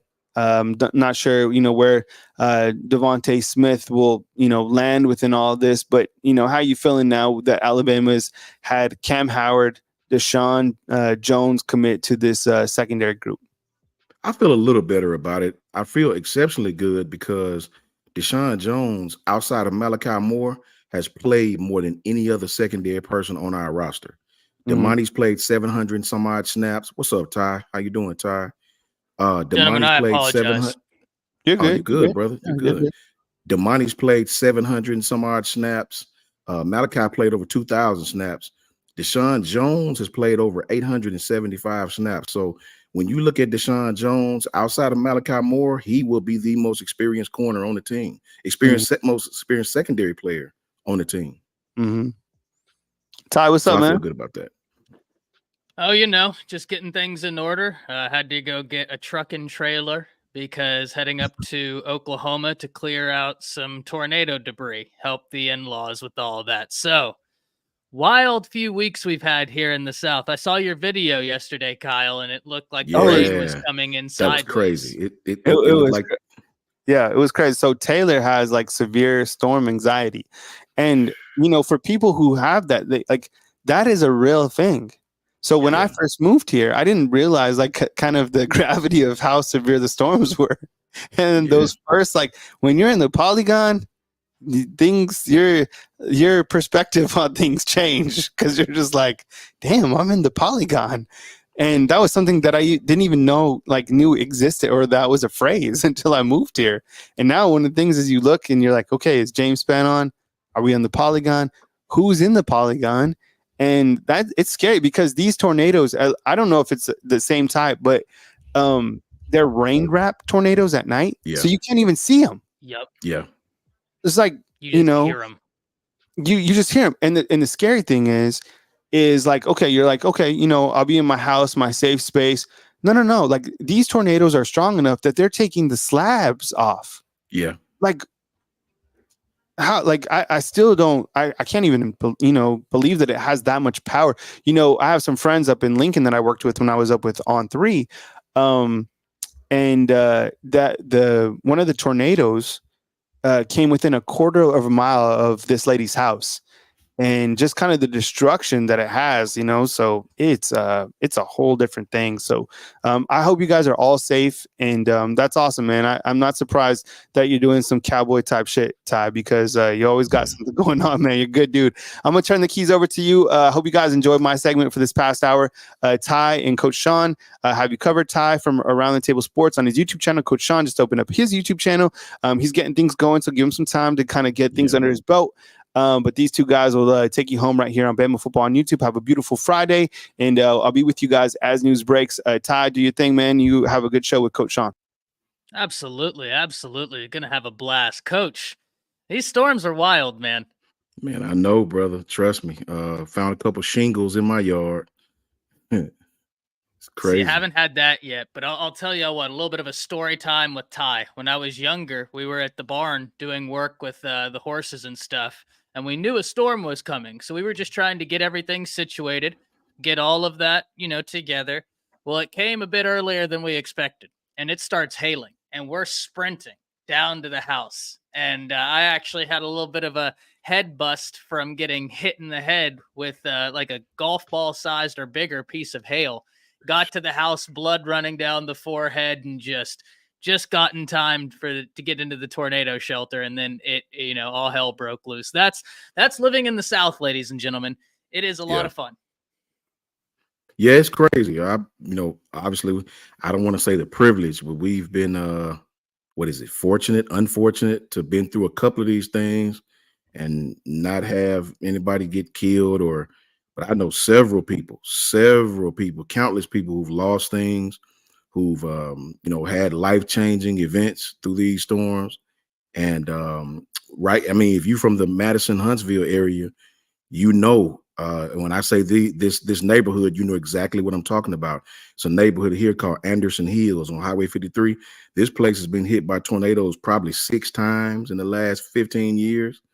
And it's because it's really flat out there. It's a really, really, really flat area. So it seems it's drawn to that area every time something happens. And those people out there, man, are constantly rebuilding. It's crazy. Yeah, listen, there's a lot of tornadoes happening, both physical and proverbial, because right now Bama has a tornado amount of informations, will they, won't they, out there, right? We talked last weekend about some visitors that Alabama was set to get via the transfer portal, but Coach, they're also doing a great job on the recruiting trail. Now, I don't know if I ever got to tell you this, but I told Smook this whenever he and I would do the little segments together. Yeah. One of the guys, actually, you met him the other evening. I don't actually think he responded in there, but he did heart the message. PG, Oklahoma content creator, ladies and gentlemen, great content creator. He is super connected. If you have any questions about Oklahoma recruiting, that's your guy, right? Like super connected with the recruits, has them on all the time. Actually told me about Luke Metz a month before I heard anybody mention Luke Metz, because OU wanted him, and he told me, he's like, hey, if y'all push for Luke Metz, it's over. Like, all y'all have to do is push, and y'all are going to win that battle. Coach Sean, he told me something very interesting a while ago, and I want to see if I have the message. That way I can be as purposeful as possible when reading this. But this is going to excite you, because we've talked a lot about the offensive line, what we need to do. Well, he sent me a message all the way back in, when was this? February. Well, March 19th. He just told me, just know that Bama is doing Bama things without Nick Saban, not only in the transfer portal, but also on the recruiting trail with 5-star offensive linemen. I don't know what to do. He says, I need Caitlin DeBoer to crap the bed this year so that way these recruits don't want to go to Bama anymore. But this is an OU guy who out the blue hits me up talking about, hey, I'm talking to these recruits. I'm talking to these linemen. They're talking Bama. And he's like, it's not out there yet. He said, but just know behind the scenes, Bama is doing Bama things without Nick Saban. And it kind of worried him. What's your thoughts on Alabama, both in the recruiting wave right now and in the transfer portal? I believe it. I got a partner who worked on campus right now, and I believe it, man. There's a lot of things that these guys have lined up that will come out during the summer, during the fall camp, going into this next football season. People have to remember, we sometimes forget this is a new staff. They sort of hit the ground running, all over the place. We had Scott Huff to come in and then leave. We had a lot of different things and a lot of different moving parts to happen. So this staff is relatively new. So for these guys to come in this year and to keep what was already a great recruiting class together, to keep this roster pretty much together, could have been a lot worse. You got to give these guys credit for that, man. I think going into this season, having a full year under their belt and understanding we can start recruiting from the summer on for the next football season for the 2025 class. I do believe these guys are going to nail it. I love their recruiting style. I love their pitches that they give. I love the fact that they're really so high on getting the parents as well as the young man. and what they're offering the young man defensively, offensively. I really enjoy it. I really enjoy having someone who's sort of a compliance / recruiting director / just Mr. Do Everything in Courtney Morgan. I really enjoy it, man. I think they've covered all bases. These guys obviously know how to recruit, and I think we'll reap the rewards of that going into this season. As always, ladies and gentlemen, when I talk to Coach Sean, y'all already know, right by me at all times, we got the notebook, already started taking notes, Yes, sir. and we got the pen. Listen, Coach Sean is out here spitting free game, and if you're not picking it up, I don't know what to tell you, but you can bet your sweet Bippy I'm out here picking it up. I'm out here writing things down. And so some interesting talking points. You know, I love Courtney Morgan coming here, Coach, because I talked about this the other day.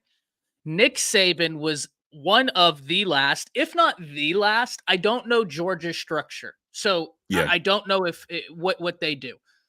But if you look around college football right now, there is a new trend. There's always been, you know, your director of player personnel, but there's a new trend moving towards having a GM in college, right? Like a Courtney Morgan.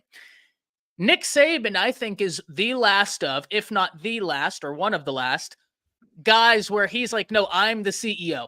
I'm the GM. I'm the head coach. I'm the leading recruiter. I'm everything. And honestly, Coach, I think that's part of why he retired. It is college football. It's not just sitting down in a living room anymore. You got to re-recruit your roster every single year. You got to worry about the transfer portal. You got to worry about early signing day. We didn't have that 10 years ago.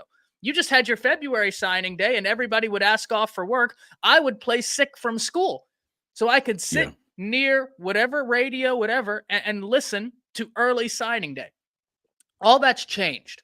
And so when I see a Courtney Morgan coming in here, I really like that DeBoer has embraced the new wave, but he's doing it his way, right? Like facts. That to me is something that I find to be awesome. Now, I have a few questions for you, Coach.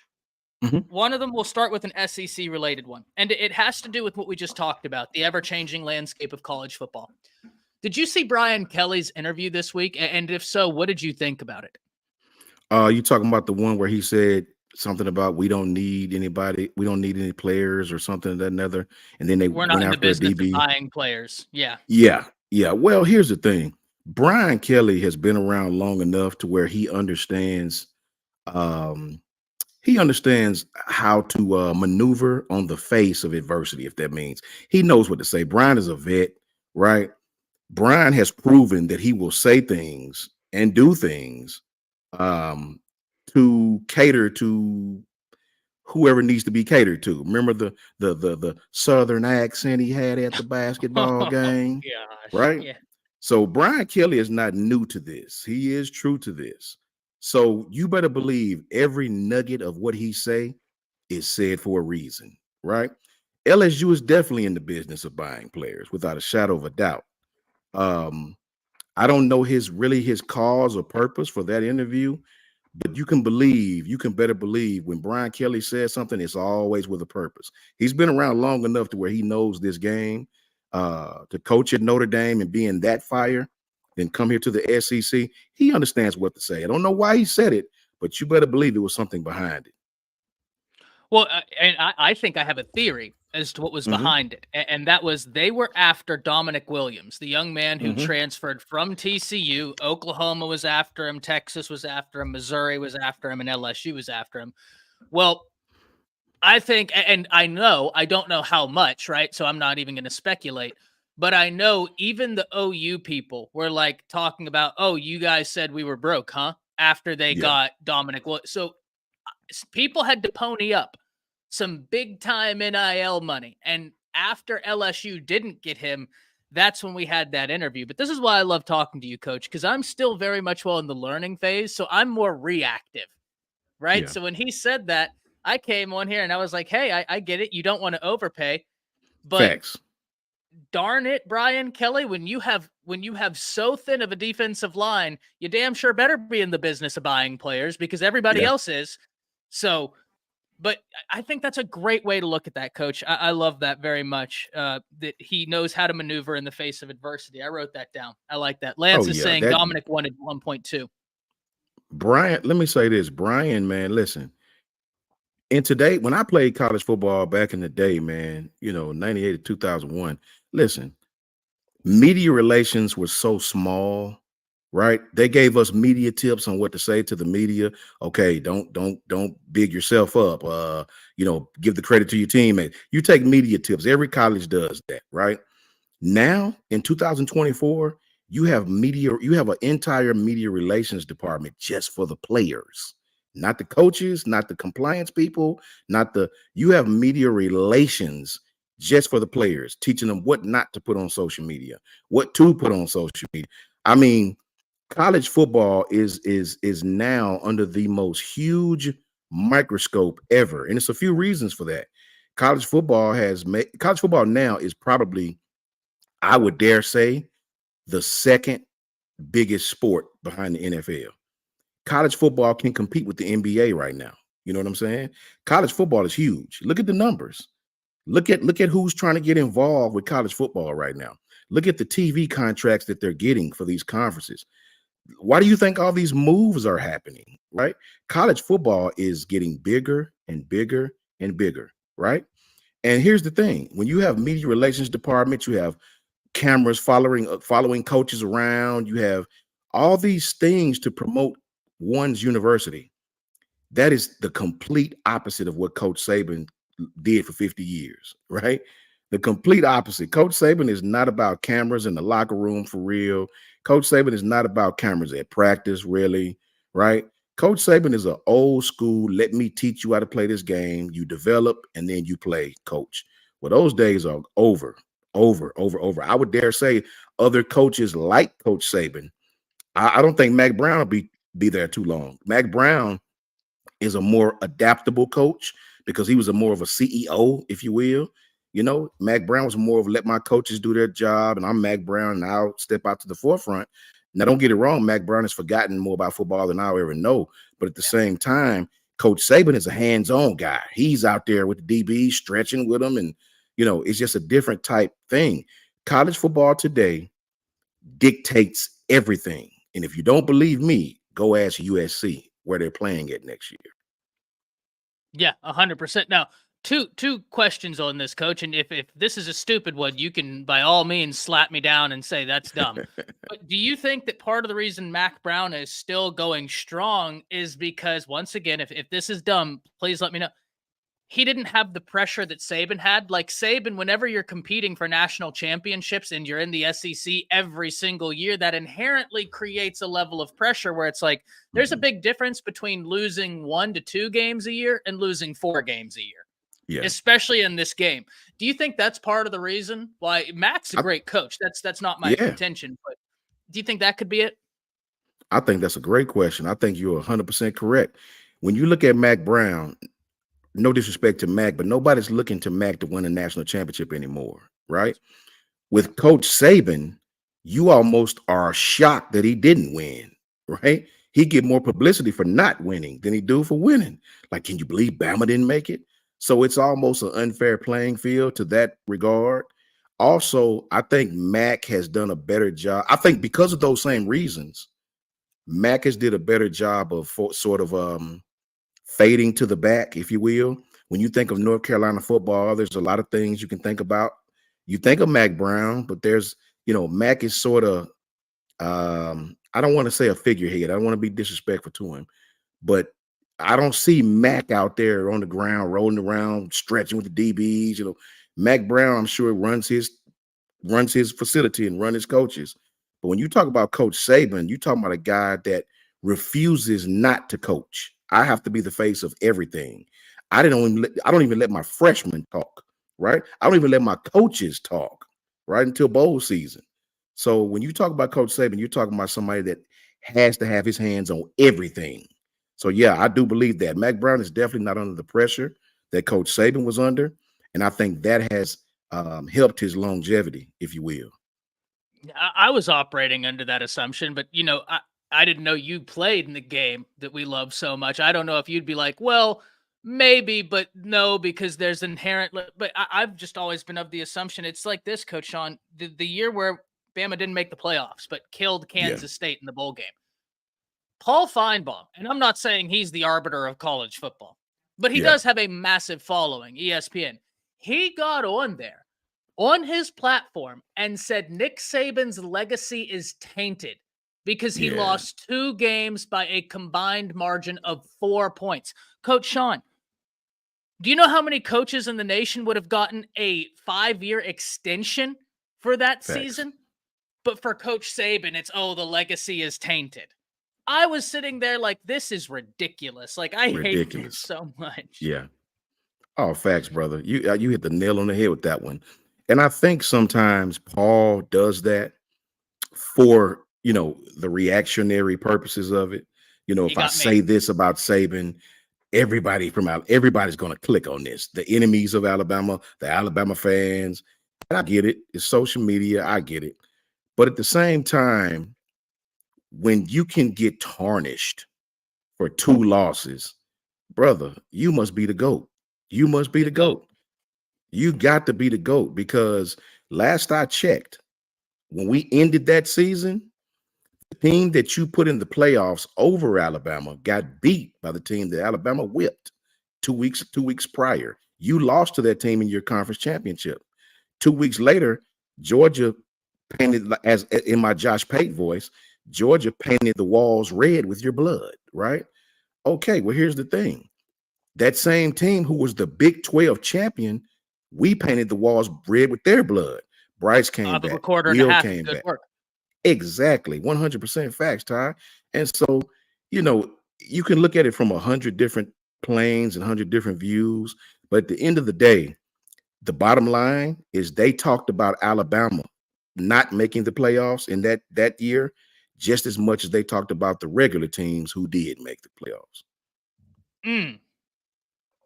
Say that one more time, Coach, because that's a whole fact. That just had a nice ring to it. All they talked about, Ty, was why Alabama didn't make it. I'm talking about from the selection show on, why Alabama didn't. They was having segments of comparing Alabama to TCU, and all they talked about the University of Alabama and why they didn't make it just as much as they talked about the 4 teams who did. That's a hell of a statement, Coach. That's a hell of a statement. I love that. And I also wanted to give you some numbers, right? You said that college football you felt like was probably bigger than the NBA. Well, obviously there's some nuance we have to unpack with these. Like the NBA has such a long season that inevitably you're going to have a lower viewer base per game than you would for a 12-team season. But just giving you the numbers, the average NBA game per, all the sources of streaming that they have, TNT, ABC, ESPN, whatever, they average 1.6 million viewers a game. Last season, 2023, Bama averaged 7.12 million viewers a game. So, like I said, there's some nuance in there. Yeah. But 6 million? It's a fact. That's pretty darn big. What is the NBA playoffs? Like, let's take that. That would probably be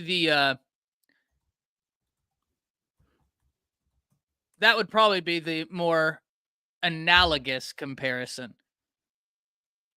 Okay, NBA playoffs set new 5-year record high with 5.47 million views per game. So even the playoffs aren't getting as many views as Alabama is getting. That's a fact.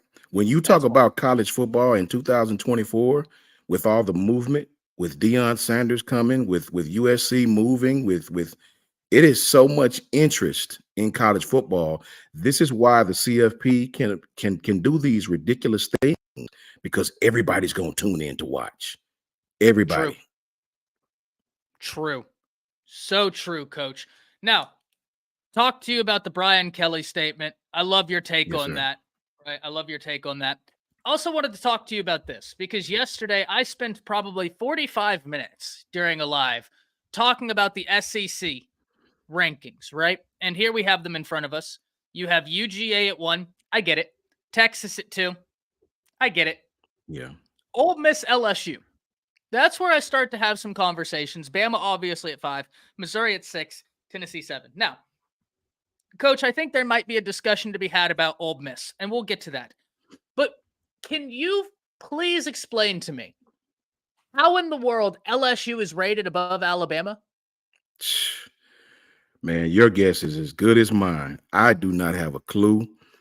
Um, I'm assuming they're basing it off of LSU was exceptionally young and have so many people coming back on the defensive side of the ball.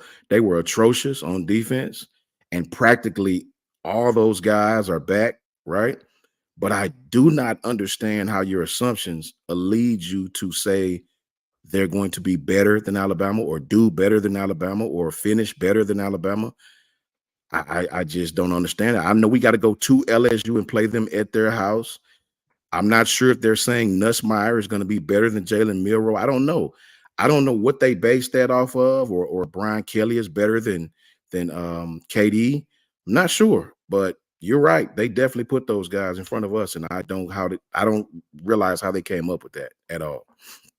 We had a great comment in the chat yesterday, and I believe it was from Adam Watson. I don't know if he's in here, but I believe he commented it yesterday, and he was saying, well, I think, and he wasn't saying, this is why I think. He was just trying to explain, and he was like, well, Brian Kelly, listen, he's a good coach. And he's right. Yeah. Brian Kelly's a good coach. And he's like, I think his past success is putting him there. And I was like, okay, that's completely fair. Like, I don't disagree with you. Brian Kelly is a really good coach. But if we're giving Brian Kelly credit for competing in the playoffs and then making a national championship, don't we also have to give Kalen DeBoer credit for competing in the playoffs and making a national championship at his former stop? And furthermore, Coach Sean, did you know since 2013, there have only been 3 or 4 exceptions to the blue chip ratio? Meaning, like, you have to have 50% of your roster or more be 4 or 5 stars, theoretically, for you to even have a chance at making the playoffs. Yeah. There's only been 3 or 4 exceptions to that. Did you know there's only been one team that doesn't satisfy the blue chip ratio win in the college football playoffs? Last year's Washington. Washington. That's Yeah. That's it. In the 10 years we've had it, there has only been one team with less than 50% blue chip prospects win a playoff game. Washington. And it's crazy. 2017, Washington was another team that was actually an outlier, made the playoffs with less than 50%. 2021, Cincinnati, another one that was outside the trend. And I'm giving room because I don't know if those Notre Dame teams had less than 50%, but Notre Dame doesn't recruit bad. Like, they get a lot of 4 stars in their recruiting classes, so I'm assuming they all clear the blue chip ratio. And then I take it a step further, Coach. So if we're giving Brian Kelly the credit, and I do agree. I know a lot of people in Alabama fandom. I know a lot of SEC fans. We like to make jokes about Brian Kelly. Believe you me, I lead the pack, right? I'm here. You want to have a Brian Kelly roast session, I will put on my Sunday best, and we will get it cracking. But at the end of the day, I will always acknowledge the guy can coach his tail off. Yes. Have to give that to Kalen DeBoer. Coach, Jaden Daniels is gone. Malik Neighbors is gone. Brian Thomas, gone. Mason Smith, gone. And that defense was terrible. I don't understand what's happening here. Yeah, you lose your quarterback, his top 2 targets. Defense did not play well at all. Like, one of the worst defenses I've seen in recent memory. I'll go so far as to say if LSU actually had a decent defense, I think they would have been a playoff team. Their offense was one of the best in the country, if not the best. So, I don't know how you come up with that. I just think it's a lot of people that doubt Alabama. I think it's a lot of people that thinks, the Saban, like as we talked about, the Saban discount is over. I think that it's not that they don't have faith in Coach KD. He's probably going to do well down the road, as they say. But I think it's not having Coach Saban that's really weighing heavy on the talking heads. For Coach Saban not to be there, for that guy not to be there, they can't possibly be just as good. It's just impossible, right? They can't possibly be the Bama of old. I think that's what everybody are hanging their hats on. and hopefully we'll be able to disappoint a lot of people. That's the only explanation, Coach, that if they told me that, while I would disagree because I'd be like, okay, but LSU doesn't have like Nick Saban, and you're putting them over them because Brian Kelly's a good coach, Kalen DeBoer's a good.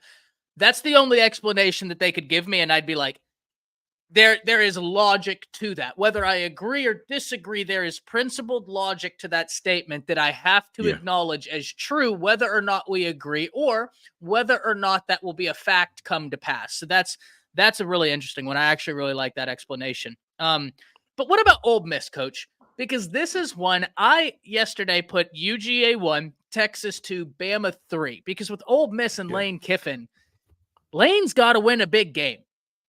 Like at some point, he's got to win a big game. What's your thoughts with Bama relative to Ole Miss? I think with Lane and Ole Miss this year, I think they're getting the benefit of the doubt because of they have – look, on paper, let me stress that, on paper, these guys are just as talented as any team in the country at quarterback. I mean, good Lord, they got all these different people. They got so many different running backs now that they didn't really worry about Judkins leaving. I mean, they got receivers, they got the DBs, they got Walter Nolan on defense. They got 2 or 3 great defensive tackles. They got the quarterback in Jackson Dart. They got the coach in Lane Kiffin. If not this year, when, right? So on paper, I can understand someone who really don't know saying, okay, this team, they're primed to make a run at the big trophy. But you're right. Lane has not defeated. I mean, I hate to put it like that because I like Lane. I do last year. Yeah, facts. Last year, this guy lost to Georgia and lost to Bama. Other than that, they beat up everybody, right?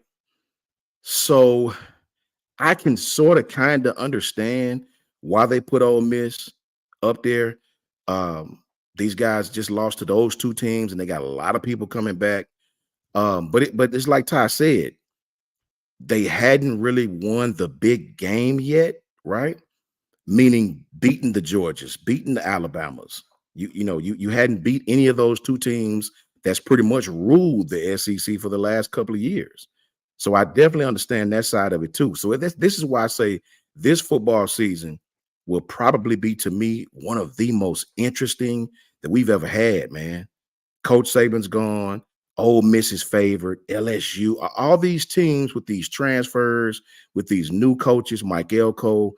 It's so many narratives going into this football season. 12 teams. Is it better to win the SEC or go to the SEC championship? Is it not better to go to the? It's just so much going into this season that this may be a historic season as far as viewership.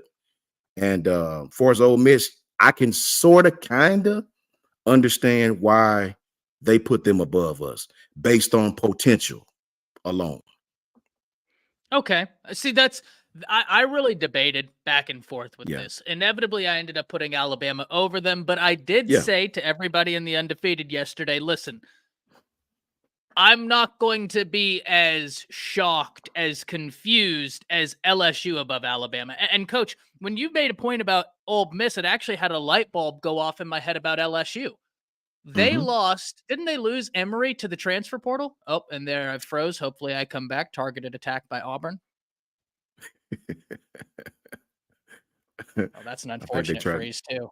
I think they tried to get me too. Mine did the same thing earlier. Oh, and now I have your profile picture. Look at that.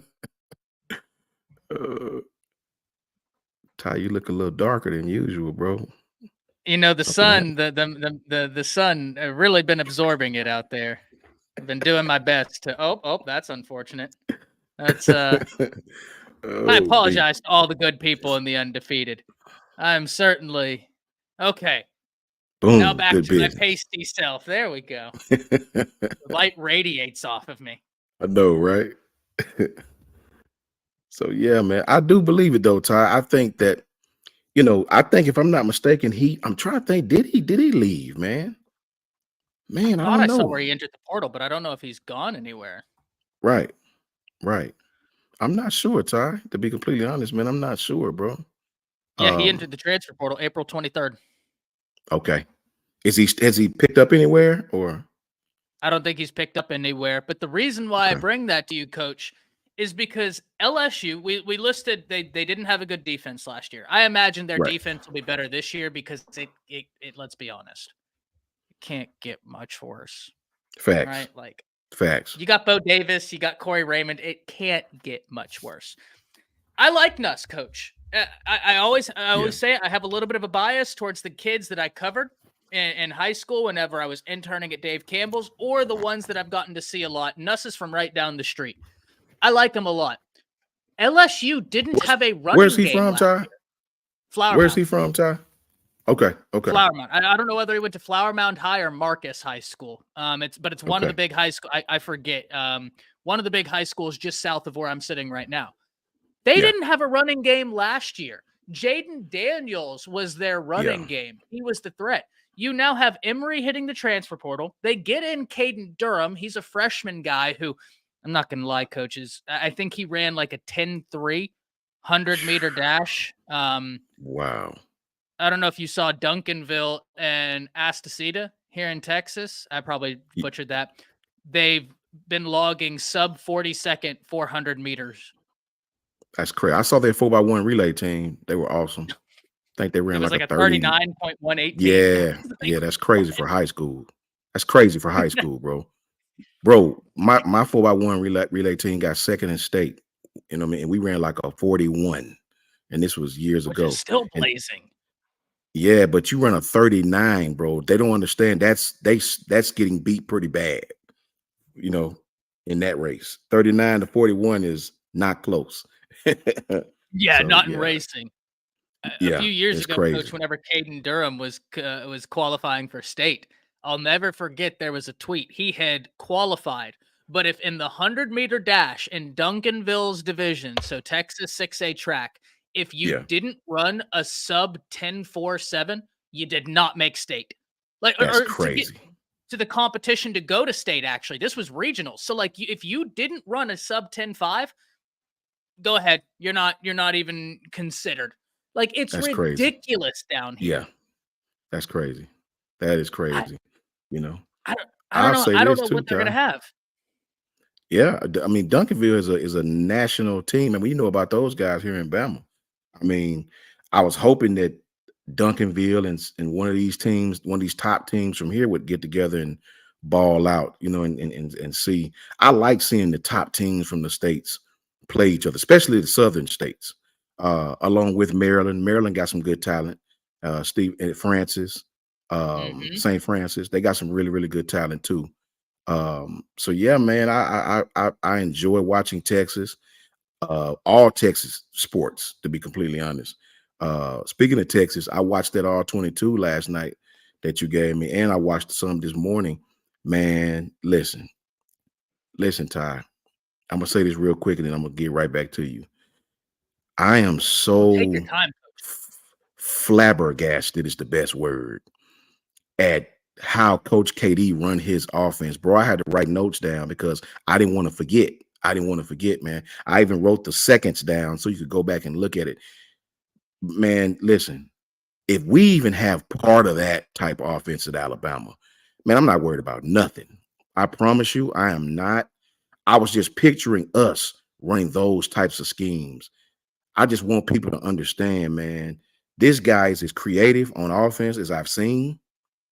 I've seen so many plays that blew my mind. I had to watch them over and over again. I described them on paper so I wouldn't forget them. Ty, listen, Coach KD is something serious on that offensive side of the ball, man. 100%. And David saying, break it down, Coach David. If you missed the night segment last night, we talked about the 2023 Oregon-Washington game.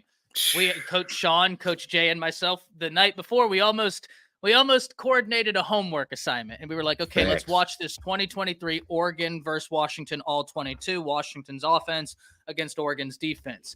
Yesterday, all three of us, and we did not plan this, by the way. Let it be known. Right. Because I think there's this notion, Coach, because we're in front of a camera all the time, because of the platform, that people might think like, oh, well, a lot of these shows are planned. Like they'll have kind of like a rundown. There's no script here. There's no plan here. When Coach Sean and I get together, there's no plan. We sit down, we talk ball. Same last night. There was no plan. We sit down, we talk ball. We all were so impressed by the blocking schemes that Washington employs. So, Coach, I would love, you take as long as you want. I got my pen and paper ready. Break down what excited you from that Texas game and about Kalen DeBoer's offense in general, because, I agree with the people. And shout out to everybody in the Undefeated. Watt, Matty P coming in here. Thank God It's Friday, he says. EJ Riggins in chat. David, Brian, Lance Hunter. I didn't get to shout y'all out when I came in here. Kevin, Matthew. Shout out to everybody in here. But, Coach, break it down for us. I'm dying to hear what you got to say.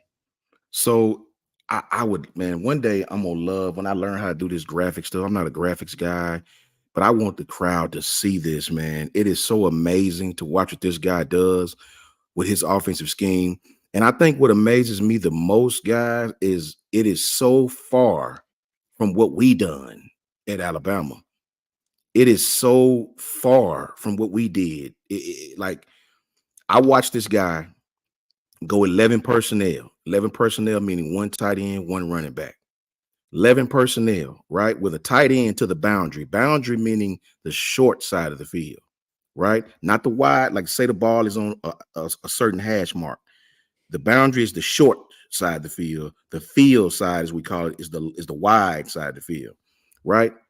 This guy had doubles, as we call it, or twins. You know, they'll call it twins in high school, doubles in college, meaning two receivers to the boundary. So there's two receivers to the short side of the field, right?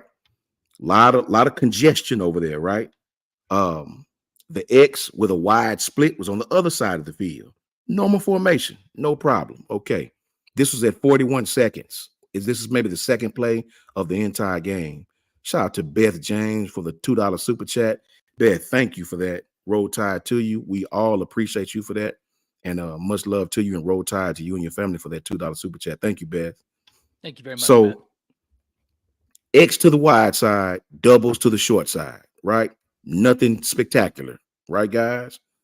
The tight end motions. Now, the tight end is opposite the X receiver. So the tight end's on the same side, the boundary side, as the two receivers. Tight end motions. He was in line, meaning he was at the regular tight end spot at the edge of the formation outside of the tackle. He motions. So now when he motions to the receivers, you have a bunch set. You have three receivers to the boundary, right? So he motions from the tight end spot over to where the other two receivers are on the short side of the field. So now we got a problem. We have the numbers game in our favor on offense, right? We have the numbers game. We have more receivers than they have DBs. Now they're going to have to commit a linebacker to bump over and cover this tight end. So you're thinking, oh, this is an easy pass. This is an easy pass. We got this. We got a linebacker matched up on the tight end. Easy peasy. We're about to complete this pass no matter what route he runs, right? Let me tell you what he did.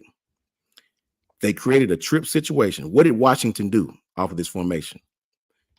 They play action to the running back. They roll out as if it's going to be a pass, run sort of a drawish type play to the running back to the formation side, the wide side of the field where you have way less resources. Remember, all that play done was made you on a defense commit resources to over there where we're going to do nothing. We're just trying to get you out of the way. It's a numbers game, guys. To see what he did to set up Texas's defense, to make these guys respect those receivers, respect that tight end, right? And to just run the ball back to the other side. The center pulled. Parker Brailsford hiked the ball, and he immediately pulls to the field side, the wide side, giving him an extra blocker. Running back takes off. I couldn't believe it, man. It's so structured off what you do on defense, right? Coach KD's offense is so structured on making you pay whatever you line up in. We're going to make you create resources and waste them. You know what I mean? We're going to make you cover us, and we're not even going to throw the ball over there. All Texas did was try their best to cover these guys. Let's make the numbers even, right? You have to do that against Washington. And all Washington did was commit those resources to a side of the field that we're not even going to allocate. It was amazing, man. You could definitely tell each offensive play was structured. It was well thought out. The film study was prevalent. I just loved it. Let me tell you one more play, and I won't worry you guys long. They come out in a 4-receiver set. 4 receivers meaning 2 wide receivers to the left, 2 wide receivers to the right. And they were stretched really, really, really wide, I noticed. Really, really, really, really wide. They were stacked. What I mean by that is both of the lead receivers were on the line of scrimmage. Both of them were on each side. And the receivers behind them were just standing behind them in a stacked formation, just like a single file line. So I thought that was weird. So I was like, what is this? Okay, because remember, the rule is you have to have 7 on the line of scrimmage at all times. No matter what formation, it's got to be 7 people on the line of scrimmage. That's why you guys see when the receivers line up, they'll point to the ref saying either I'm on or I'm off. They'll letting them know so you won't get an illegal formation. So here's the deal. These guys come out with 4 wide receivers. They immediately shift. Once Texas lines up and you think the quarterback is about to say hike, they immediately shift, right? They shifted from that 4 wide receiver look to 1 receiver on one side and 3 receivers on the other side. Very, very, very weird. They come in, the 1 receiver comes in and he lines up at tight end. Other guys go over and line up in the bunch set. Right. So immediately Texas is going crazy. They're communicating with each other. They're telling each other where to go. The linebackers are pointing. They're clearly discombobulated. Clearly. Right. They're trying to direct traffic at the last minute. So they shifted down to that personnel, to that 11 personnel. Mind you, the interior offensive line, meaning the guards, the center, both guards in the center, they're in a 3-point stance. Their hand is in the dirt, right? The left tackle and right tackle are in a pass set. They're in a 2-point stance. Now you say, what does that mean, Coach Sean? They teach defensive linemen to watch knuckles. That's still a rule that they teach, because some offensive linemen that are lazy will tell you if they're going to fire off in the run game. They'll tell you could tell if it's going to be a pass play, right? They're lightly put their hand on the dirt if they're in a 3-point stance. The interior offensive line had their hand in a 3-point stance, all 3 of them, center, right guard, right tackle. The 2 tackles were in a 2-point stance, a pass set. So the Texas guys are pointing at each other, right? They still don't have a clue what the hell's going on. I'm watching this like, what are they doing, right? So they come in motion, right? Now, this is after the shift. These guys have already shifted one time, right? They get set up. They bring number 1, Rome Odunze. He's running back across the formation again. So they're bringing more motion again, right? This time, nobody follows him. Right? That tells the offensive coordinators. Now, mind you, this play didn't pick up a lot of yards. But what got my attention about it is this was a play that they ran to set up later in the game to run it again, right? This was a play that they ran, and what told me that is for them bringing Rome Odunze in motion again. That was to see if you're playing man or to see if you're playing zone. That was to see where your resources were on defense. This was a play that they ran not to pick up great yardage. If we pick up great yardage, great. If we don't, we're about to come back to this play. That was a setup play. They ran the same. In other words, they ran a handoff. They brought motion back across the formation, ran another handoff inside zone, right? Later on in the game, second half, they line up in the same exact formation. They shift down again. Same exact thing. This time they play action and they hit the tight end going down the seam for like a 40-yard bomb. So to see the way Kalen DeBoer runs his offense based off what you line up in defense off of, right? And to use these things at the right time, right? It is amazing because we had no game script like that all year long at Alabama. To see the offensive line pinning, pulling, moving, so much moving within the offensive line, it amazed me. It blew my mind, man. The running back, I talked about this with Ty last night. The running back lanes were outstanding. These guys did a great job. Texas did not have a clue what to do on defense. They were as confused as ever. I think that what helped Texas out a lot of times is they just had great athletes on defense. These guys were out of position 1,000 times, but they have great athletes on defense at Texas. So if we can run an offense that's half as culpable as that, guys, undefeated, tied. I'm telling you, I have no worries. I have no worries.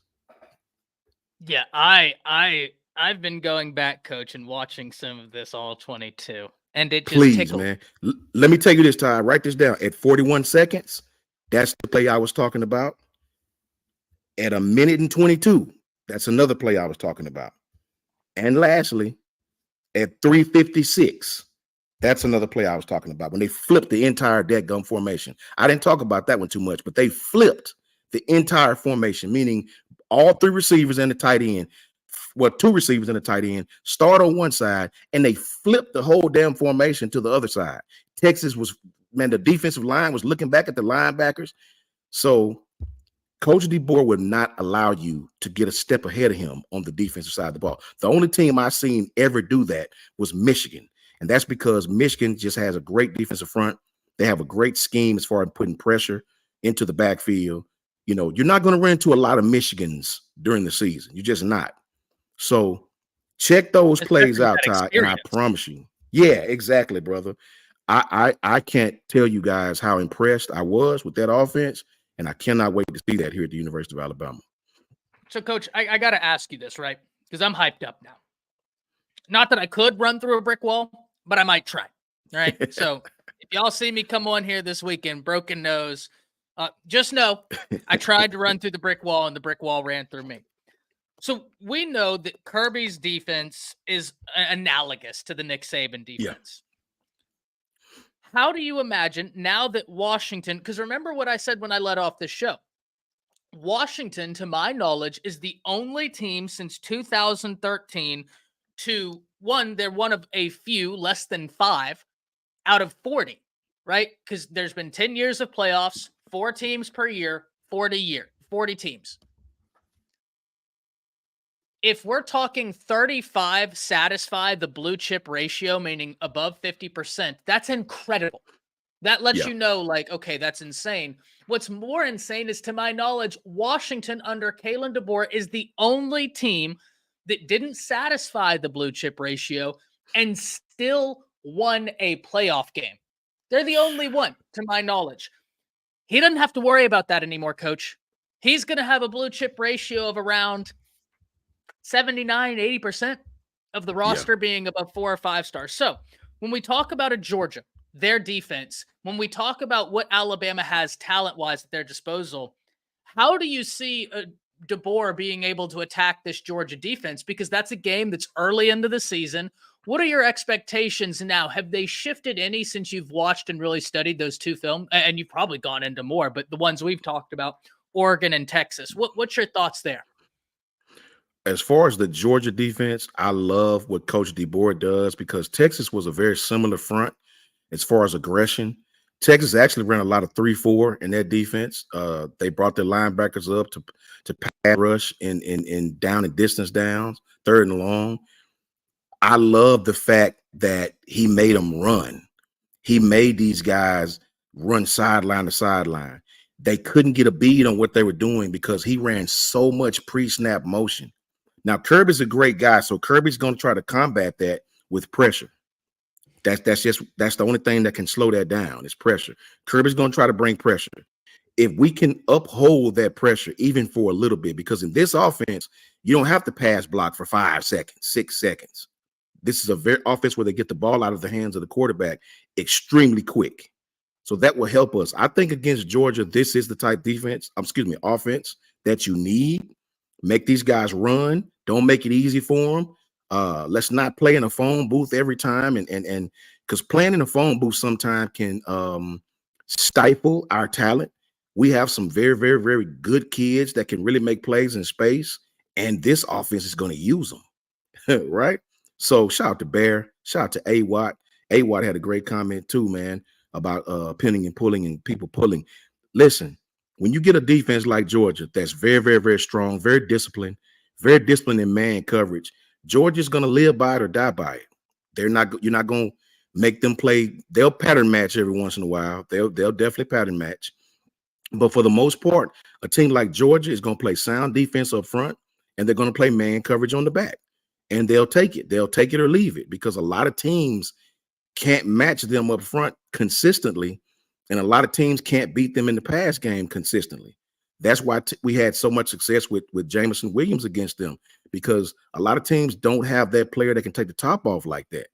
Georgia is a team stubborn. Kirby is stubborn. He's not going to change for he's like Coach Saban. He's like Coach Saban, man. That's the best way I can put it. Misdirection will always confuse power. Misdirection will always confuse power. That's why teams in the Big 12, even though we beat them, would always score a lot of points on our asses. They couldn't stop us defensively, and they didn't have the personnel to stop the SEC schools, but they would definitely score on us, right? So I have no worries about that game. For me, that game will come down to whether our defense can stop their offense, to me, and how well can that 4-2-5 really conform to stopping a power run game that's going to run off tackle at you, that's going to line up in two tights and come downhill and not going to try to hide it, But our offense, I have no worries about that. If you watch this all 22 film that Ty blessed me to allow me to watch, I promise you it's going to make the hair on your arm stand up when you see what these guys done from the offensive formational situations.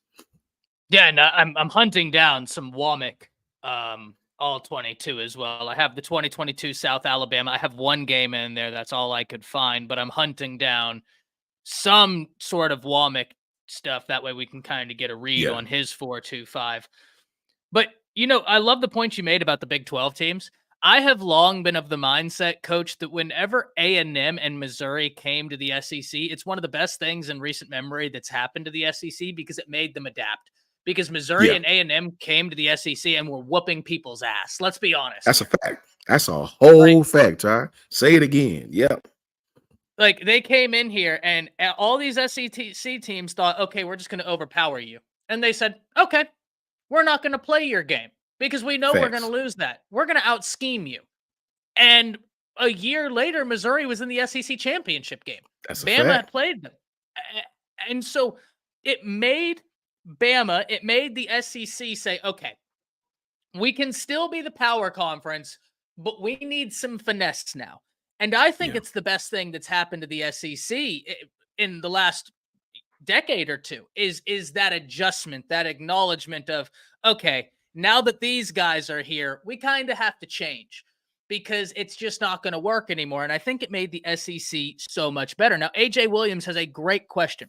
Coach, Ty, what do you guys expect to see from Jalen Milroe in this offense? Now, Coach, I think that his quick passing is going to be much better just because they're going to actually try and have it be a part of the game, as opposed to last year. It was just a little bit of eye fluff to get you downfield. But I also think Jalen is going to use his legs more in this offense because of some of that pin and pull. Because we have such a talented running back room, I think DeBoer is going to tell Jalen, well, we already know he did tell him this. One of the favorite things DeBoer has said to Jalen that DeBoer came forward with when he was like, hey, I respect how dedicated you are to becoming the best passer. Like, I love that. Don't shy away from the God-given talent you have in your power run. When you look at this running back room and then you look at Jalen, I know his passing is going to improve. That's not a question for me.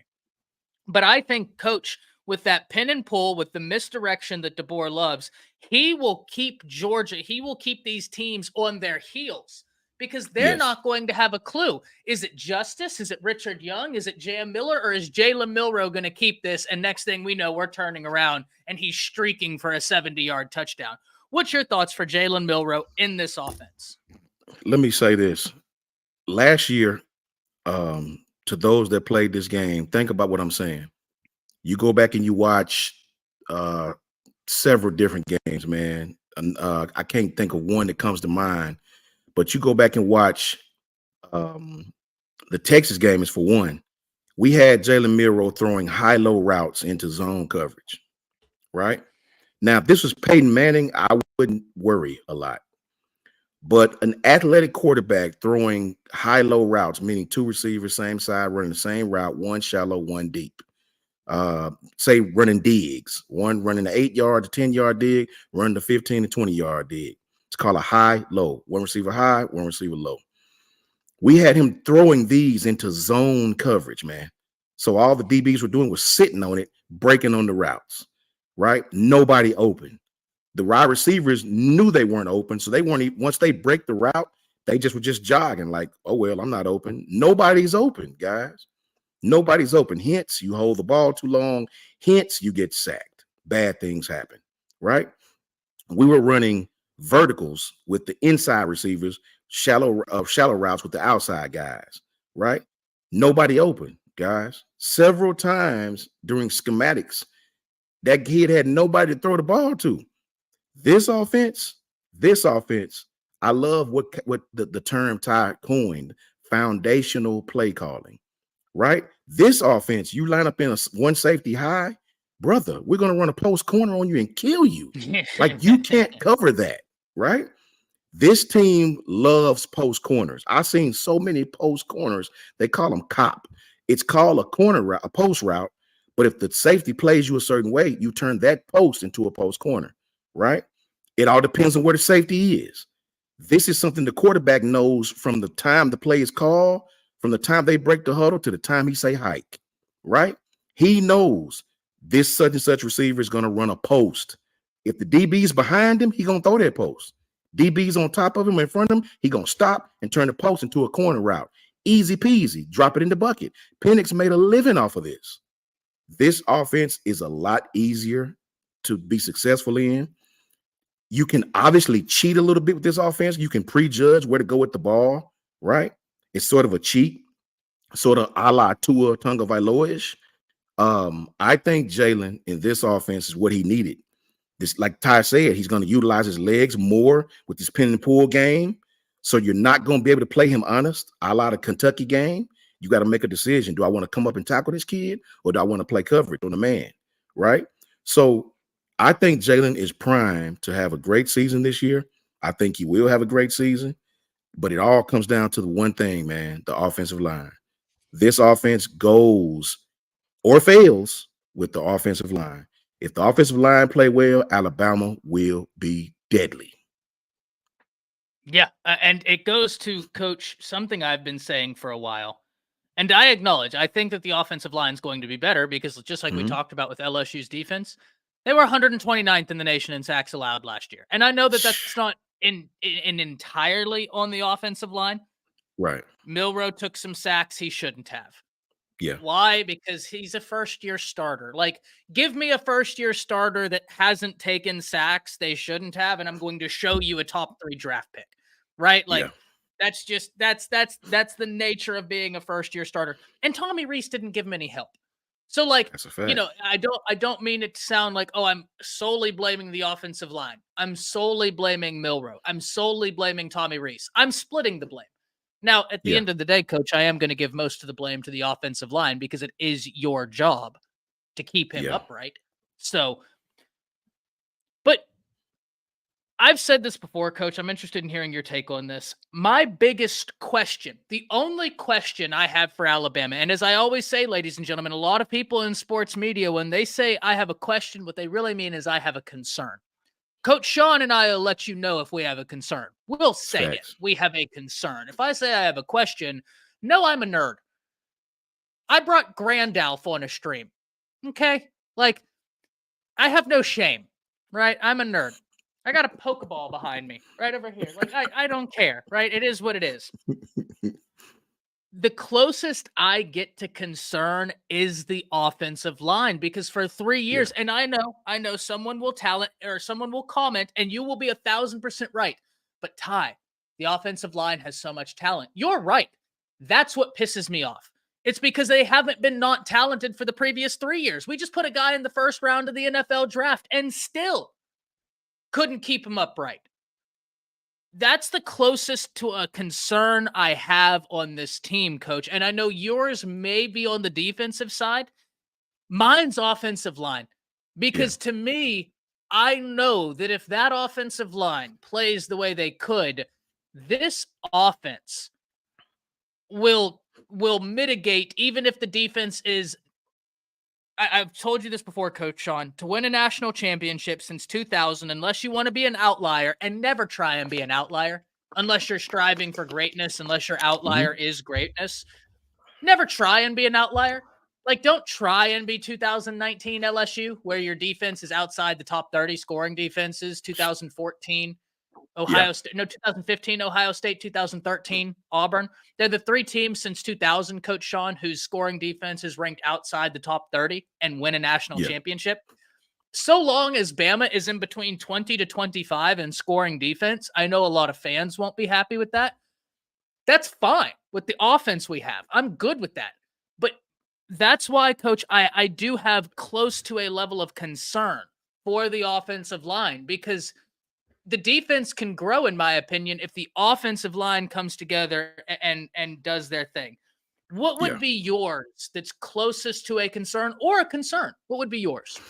On the offense, definitely the offensive line. Definitely. I have to be right there with you on the offense. If I got to pick one on the offense, it'll definitely be the line. What the reason why I'm not as worried about the line as I am the secondary, if I had to put it as far as a team concern, is because I believe in this offense. What made Washington's offense so great, outside of the fact that they played well together, right? Outside of the chemistry between those guys were awesome. Tyler Booker took Parker Brailsford when he first got on campus, and these guys called the whole offensive line. I read where they all were over to his apartment. They ordered pizza, and they broke down the all 22 film and explained, well, what the hell y'all doing on this play? What the hell are y'all doing on this play? So I think this offensive line won't be asked to I don't think Caden will have to pass block very long in this offense. Now, there'll be times on 3rd and long where he'll have to do his job, but this offense is so quick about getting the ball out of the quarterback's hands. I think it'll help our offensive line, right? I think this scheme being taught will help with those twists and stunts. Because again, the only team I've seen that really gave Washington's offensive line just a consistent problem, right?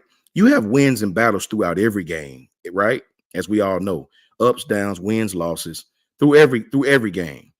But the team that I've seen that really just, gave them a big problem was Michigan. And they did us the same way. So I don't think that was a Washington thing. I think that was just a Michigan thing. I'm excited because this offensive line, Jalen Milroe won't have to take a lot of 7-step drops in this offense as we did last year. 7-step drops if you go back and look at the ratio, we gave up a lot of sacks on his 7-step drops. Some on 5, true enough. If you take the Michigan game out of it, because they sacked us on everything, 5, 3, 7, everything. But during the season, whenever it was 3rd and long, we went 7-step drop. They got pressure on Jalen Milroe. They were able to pattern match on the back end to confuse him and get pressure on him from our left tackle spot, sometimes from our interior.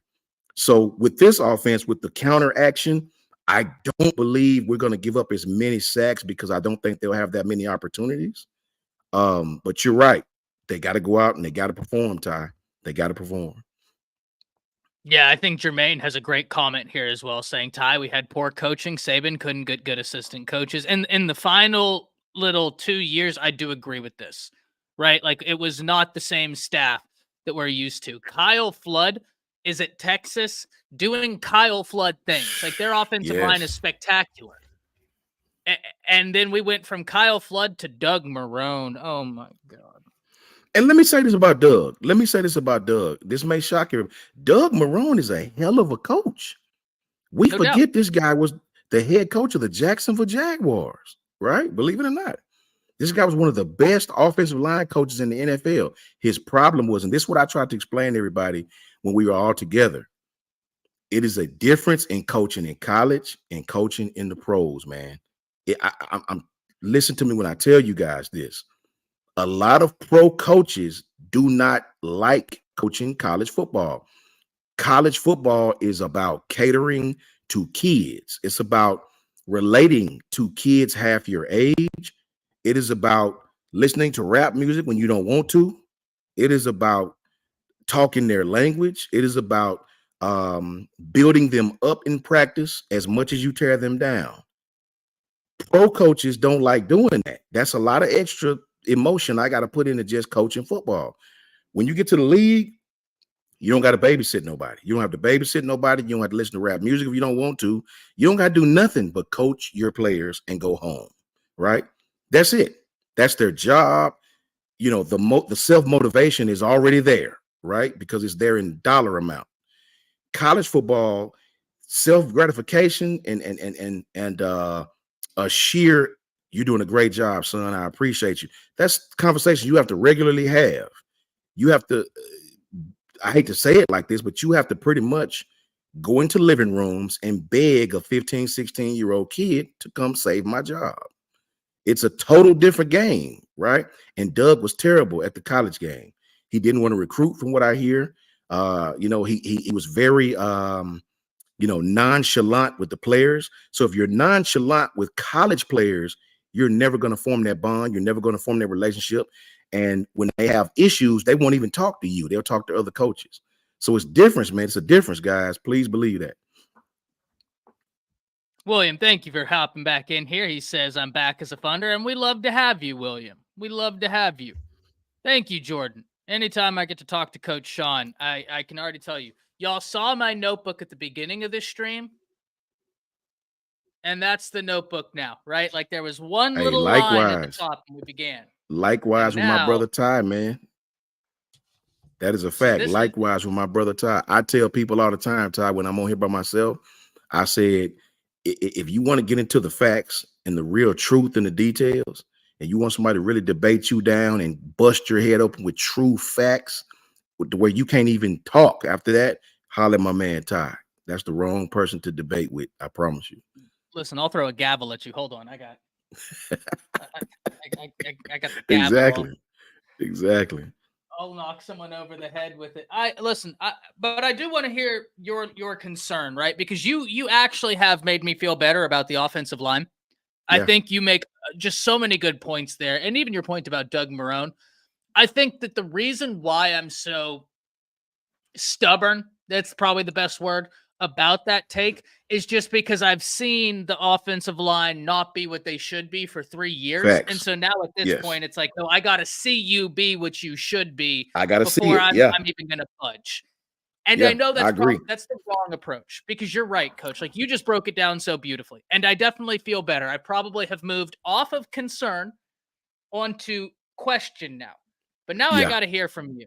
Where is your biggest question? What's your concern, if you have one, for Alabama as a whole? Offense, defense, doesn't matter.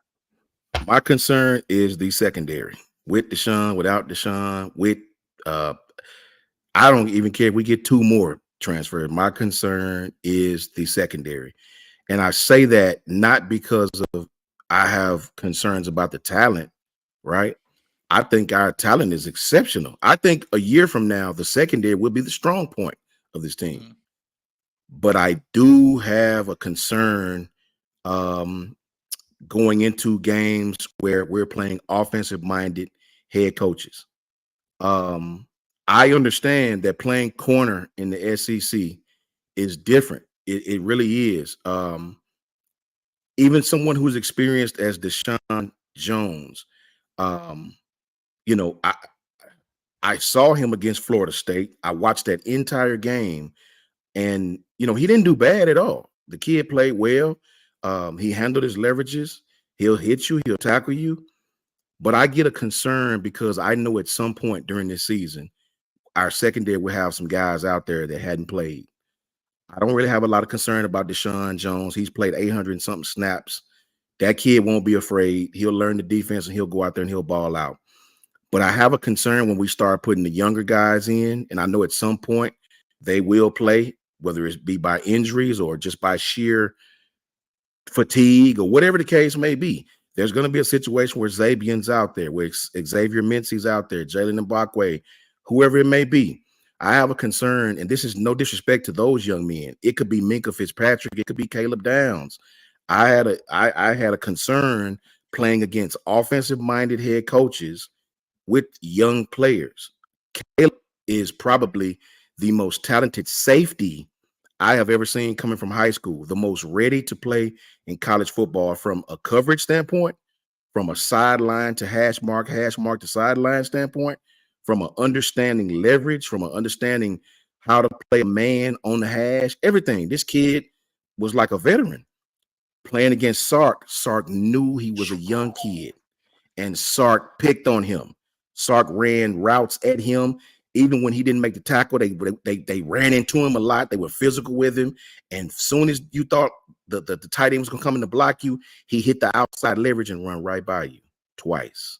You understand? So that is my concern. No matter how many stars you have by your name, you do not understand the difference in playing against the SEC offensive coaches until you do. Right? Playing against Josh Heupel, if we have a freshman in the lineup, they're going to attack him. They're going to give him a chance to either show that you're awesome or show that you'll give up a play. And I'll finally say this, and I'll be done, Ty. Look no further than A-Day. A-Day, and I love Saban. I'm on record saying Saban will be an All-American at Alabama. They ran a simple mesh route from the inside. Simple mesh. Simple old school trick. You know, you run right underneath, get the DB caught up in the wash. That's exactly what happened. He didn't know as a freshman, you play off of him. If he releases inside, run with him, but don't be hip pocketing him. You know what I'm saying? Give yourself some leverage, some space. He didn't know that as a freshman. He bumps into the linebacker, and number 5, Jeremy Bernard catches the ball all the way downfield. You know, and great pass by Jalen Milroe. That was an easy play. Easy, right? I would have called that myself. So that's what I'm saying. It's just the experience, guys. It's not the talent. It's just the experience that gives me a concern. Yeah, I love that. And I love William Chun with the $5 saying we closed the portal a week or two ago, right? No more portals. So you're not going to see people entering the portal, William. Yeah. But if somebody is in the portal, yeah, it's free game to continue making additions until I actually don't know when the cutoff is. Obviously, it would have to be. It's not feasible to bring somebody in when fall camp has already started, right? Like, that's just not going to happen. So you're not going to see that. But until maybe June, you'll still see some portal additions. Yeah. Wait, don't do this to me. Was it leaked? Who's on it? The college football 2025 video game cover apparently was leaked, Coach. Who was on the and front? I know there was some rumors. Hayes Fawcett Better just be tweeted. Coach Saban. Okay, so we have all right. This is a pretty sweet cover. Let's see if I can see. You have Edwards, the 3 players up front. You have Edwards, Ewers, and Hunter. And then you can see Jalen Milroe. Let me see. Jalen Milroe is right there in between Quinn Ewers and Edwards. The player in white, right in between them. Travis Hunter on the right of Dylan Edwards. Carson Beck is in there. Quinshawn Judkins is in there. The only 5 names you can identify on jerseys: Jalen Milroe, Quinn Ewers, Dylan Edwards, Travis Hunter, Quinshawn Judkins, and Carson Beck. That's 6. I'm an idiot. Listen, I'm good at debate. I'm good at law stuff. I'm not good at math. All right. Don't come at me for my lack of math. All right. Don't have me do your taxes. That's all I'm going to say, because it's not going to be good. But Milroe is one of 6 players that you can physically see his name, his jersey, everything. So I'll take it. I was hoping he'd make the cover, and he did. He did. In a roundabout way. Can I answer this question, Ty, for him? By all means, Coach. Okay, Davis Mills says, I asked this earlier in the week about why we have so many linebackers in a 4-2-5. It's basically a 3-3-5 with an outside linebacker walked up most of the time. Not really, David. Not really. Let me debate you on this real quick. I actually told him to ask this whenever you were in here, Coach, because he asked me, and I was like, I don't have a great answer for you. Save that one for Coach Sean, right? This one, you got to remember. That's the 33s, we call it 33-3-5, is an odd front defense.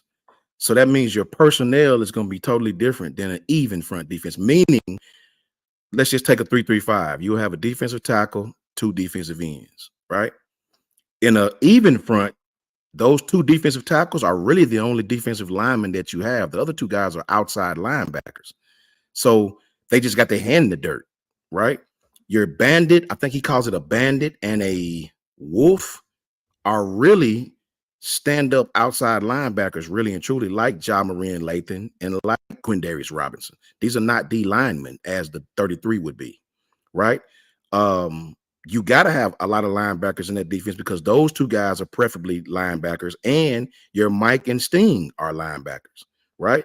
I've even seen in the red zone, even your rover can be a linebacker. Now we use a safety, but your rover in the red zone, I've seen them put linebackers. Texas will put a linebacker at the rover. So this 4-2-5 commands at least 4 linebackers on the field at all times, at least. And 2 of those 4 have to be able to play the run and the pass. So 33 is preferably defensive lineman, real true defensive lineman. Like your defensive ends in a 3-3-5 are not going to be linebackers. They're going to be true Tim Smith, Tim Keenan, Jaheim Otis, those guys. Those guys are not going to be standing up rushing the passer at all. So when you say it's the same, I think you're saying it's the same from a numbers standpoint. 4 of this, 3 of that. True. If you what's up, then it's 4 of those. Yeah, but it's just like comparing nickel to 4-2-5. It's the same alignment, but the personnel is different, right? More defensive linemen on this one, more DBs on this one. So yeah, I think you're right as far as the numbers. Yeah, you walk him up, you got 4 of this, blah, blah, blah. But the personnel is different. 3-3-5, an odd front, those are true defensive linemen. Those are true tackles and D ends, 315, 320, 2 gapping, right? In an even front, these guys have 1 gap. So you got to have some athletic guys that can stand up or put their hand in the dirt. So it's completely different responsibilities. And that, David, is why I encouraged you to ask this man right here, because I knew he was going to have an incredible breakdown for you. Jimmy Lee's a little bit disappointed that there are multiple people. Jimmy Lee, before today, I would have 1,000% agreed with you. But after having seen how they've done it,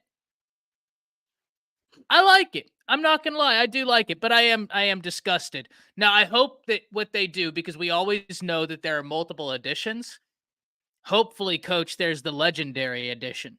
And the legendary edition is one person, and it's Coach Saban. If they do that, man. Hey, I'm buying the legendary edition. I don't care. Yeah, man, that's a fact. Shout out to Patriot Life. Patriot Life. What up, bro? Did you get to see the Patriot Life in here?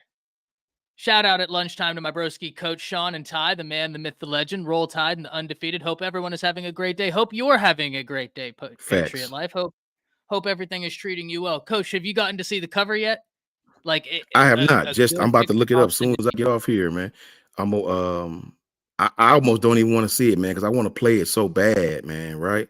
So I can't wait. Yeah, please send it to me. What month does the game actually finally come out? I believe July. Okay. I'm maddened out right now. I'm completely maddened out. I need to get some college football, some recruiting going on in this thing. I sent it in. I sent it to you and Coach Jay. All right, so appreciate it's in you, that brother. one. Listen, I would have before today. I would have 100% agreed with Jimmy, but having seen how they've done the cover, I do kind of like it for this being the first installment in 12 years for the game, because it just kind of has that feel of like we're back. That's the feeling I get when I look at this cover, because it's almost all of these guys walking out of the tunnel. And that gives me the feeling like we're back. And because of that, it did win me over. Hate Madden. Going to be a great summer when this comes out. Oh, I've already apologized to my wife. She said, for what? And I said, you'll know soon enough. Exactly. You'll know soon. I think everybody, this game is going to break records when it come out. You watch. It's going to break records, man. So it better be super duper good. None of these dadgum copy and pastes and all this crap. I'm hoping to be outstanding. Darius says Carson Beck is way too early, #1 pick in next year's draft, and Kirby is the highest paid football coach regardless of level. I think one of those is true. I think Kirby should be the highest. I have no problem against that. You know, he won 2 natties. I don't have no problem against that, Darius. I think Kirby deserves it right now. I mean, what other coach can you say deserved to be highest played than Kirby? Kirby's only lost 1 game to Alabama in 3 regular seasons that is. But I'll say this, Darius, if we're gonna give him credit for that, then let's be honest about, you know, I like to give credit and be honest because the truth is in the details, Darius. Always remember that. You can't fight the truth, no matter how bad it hurts me or how bad it pleasures me. And the truth is this. While that's true about Kirby, and Kirby deserves every credit you can possibly give him, Kirby has played Alabama 7 times in his career at Georgia and got belt to ass 6 of those 7. Very true. And I also, when I said one of those is true, I meant the Kirby Smart. Like, he deserves to be the highest paid. He's a great coach. Yeah. I don't think Carson Beck is going number 1 in the NFL draft. No, I don't think so. He might be projected. He's a quarterback, so that you know, that's right on schedule. They always project the quarterback. You know, I'm not sure Georgia's offense is going to extenuate Carson Beck to the point where he'll have a number 1 overall pick year. You know, Kirby likes to run the ball, man. Kirby likes to run the ball. That's just what it is. That's what he comes from. That's what he knows. Carson will have a great season. Don't get it wrong. But I don't know if Carson will have Jaden Daniels numbers. I don't know if he'll have Bryce Young numbers from his Heisman year. I don't know, you know.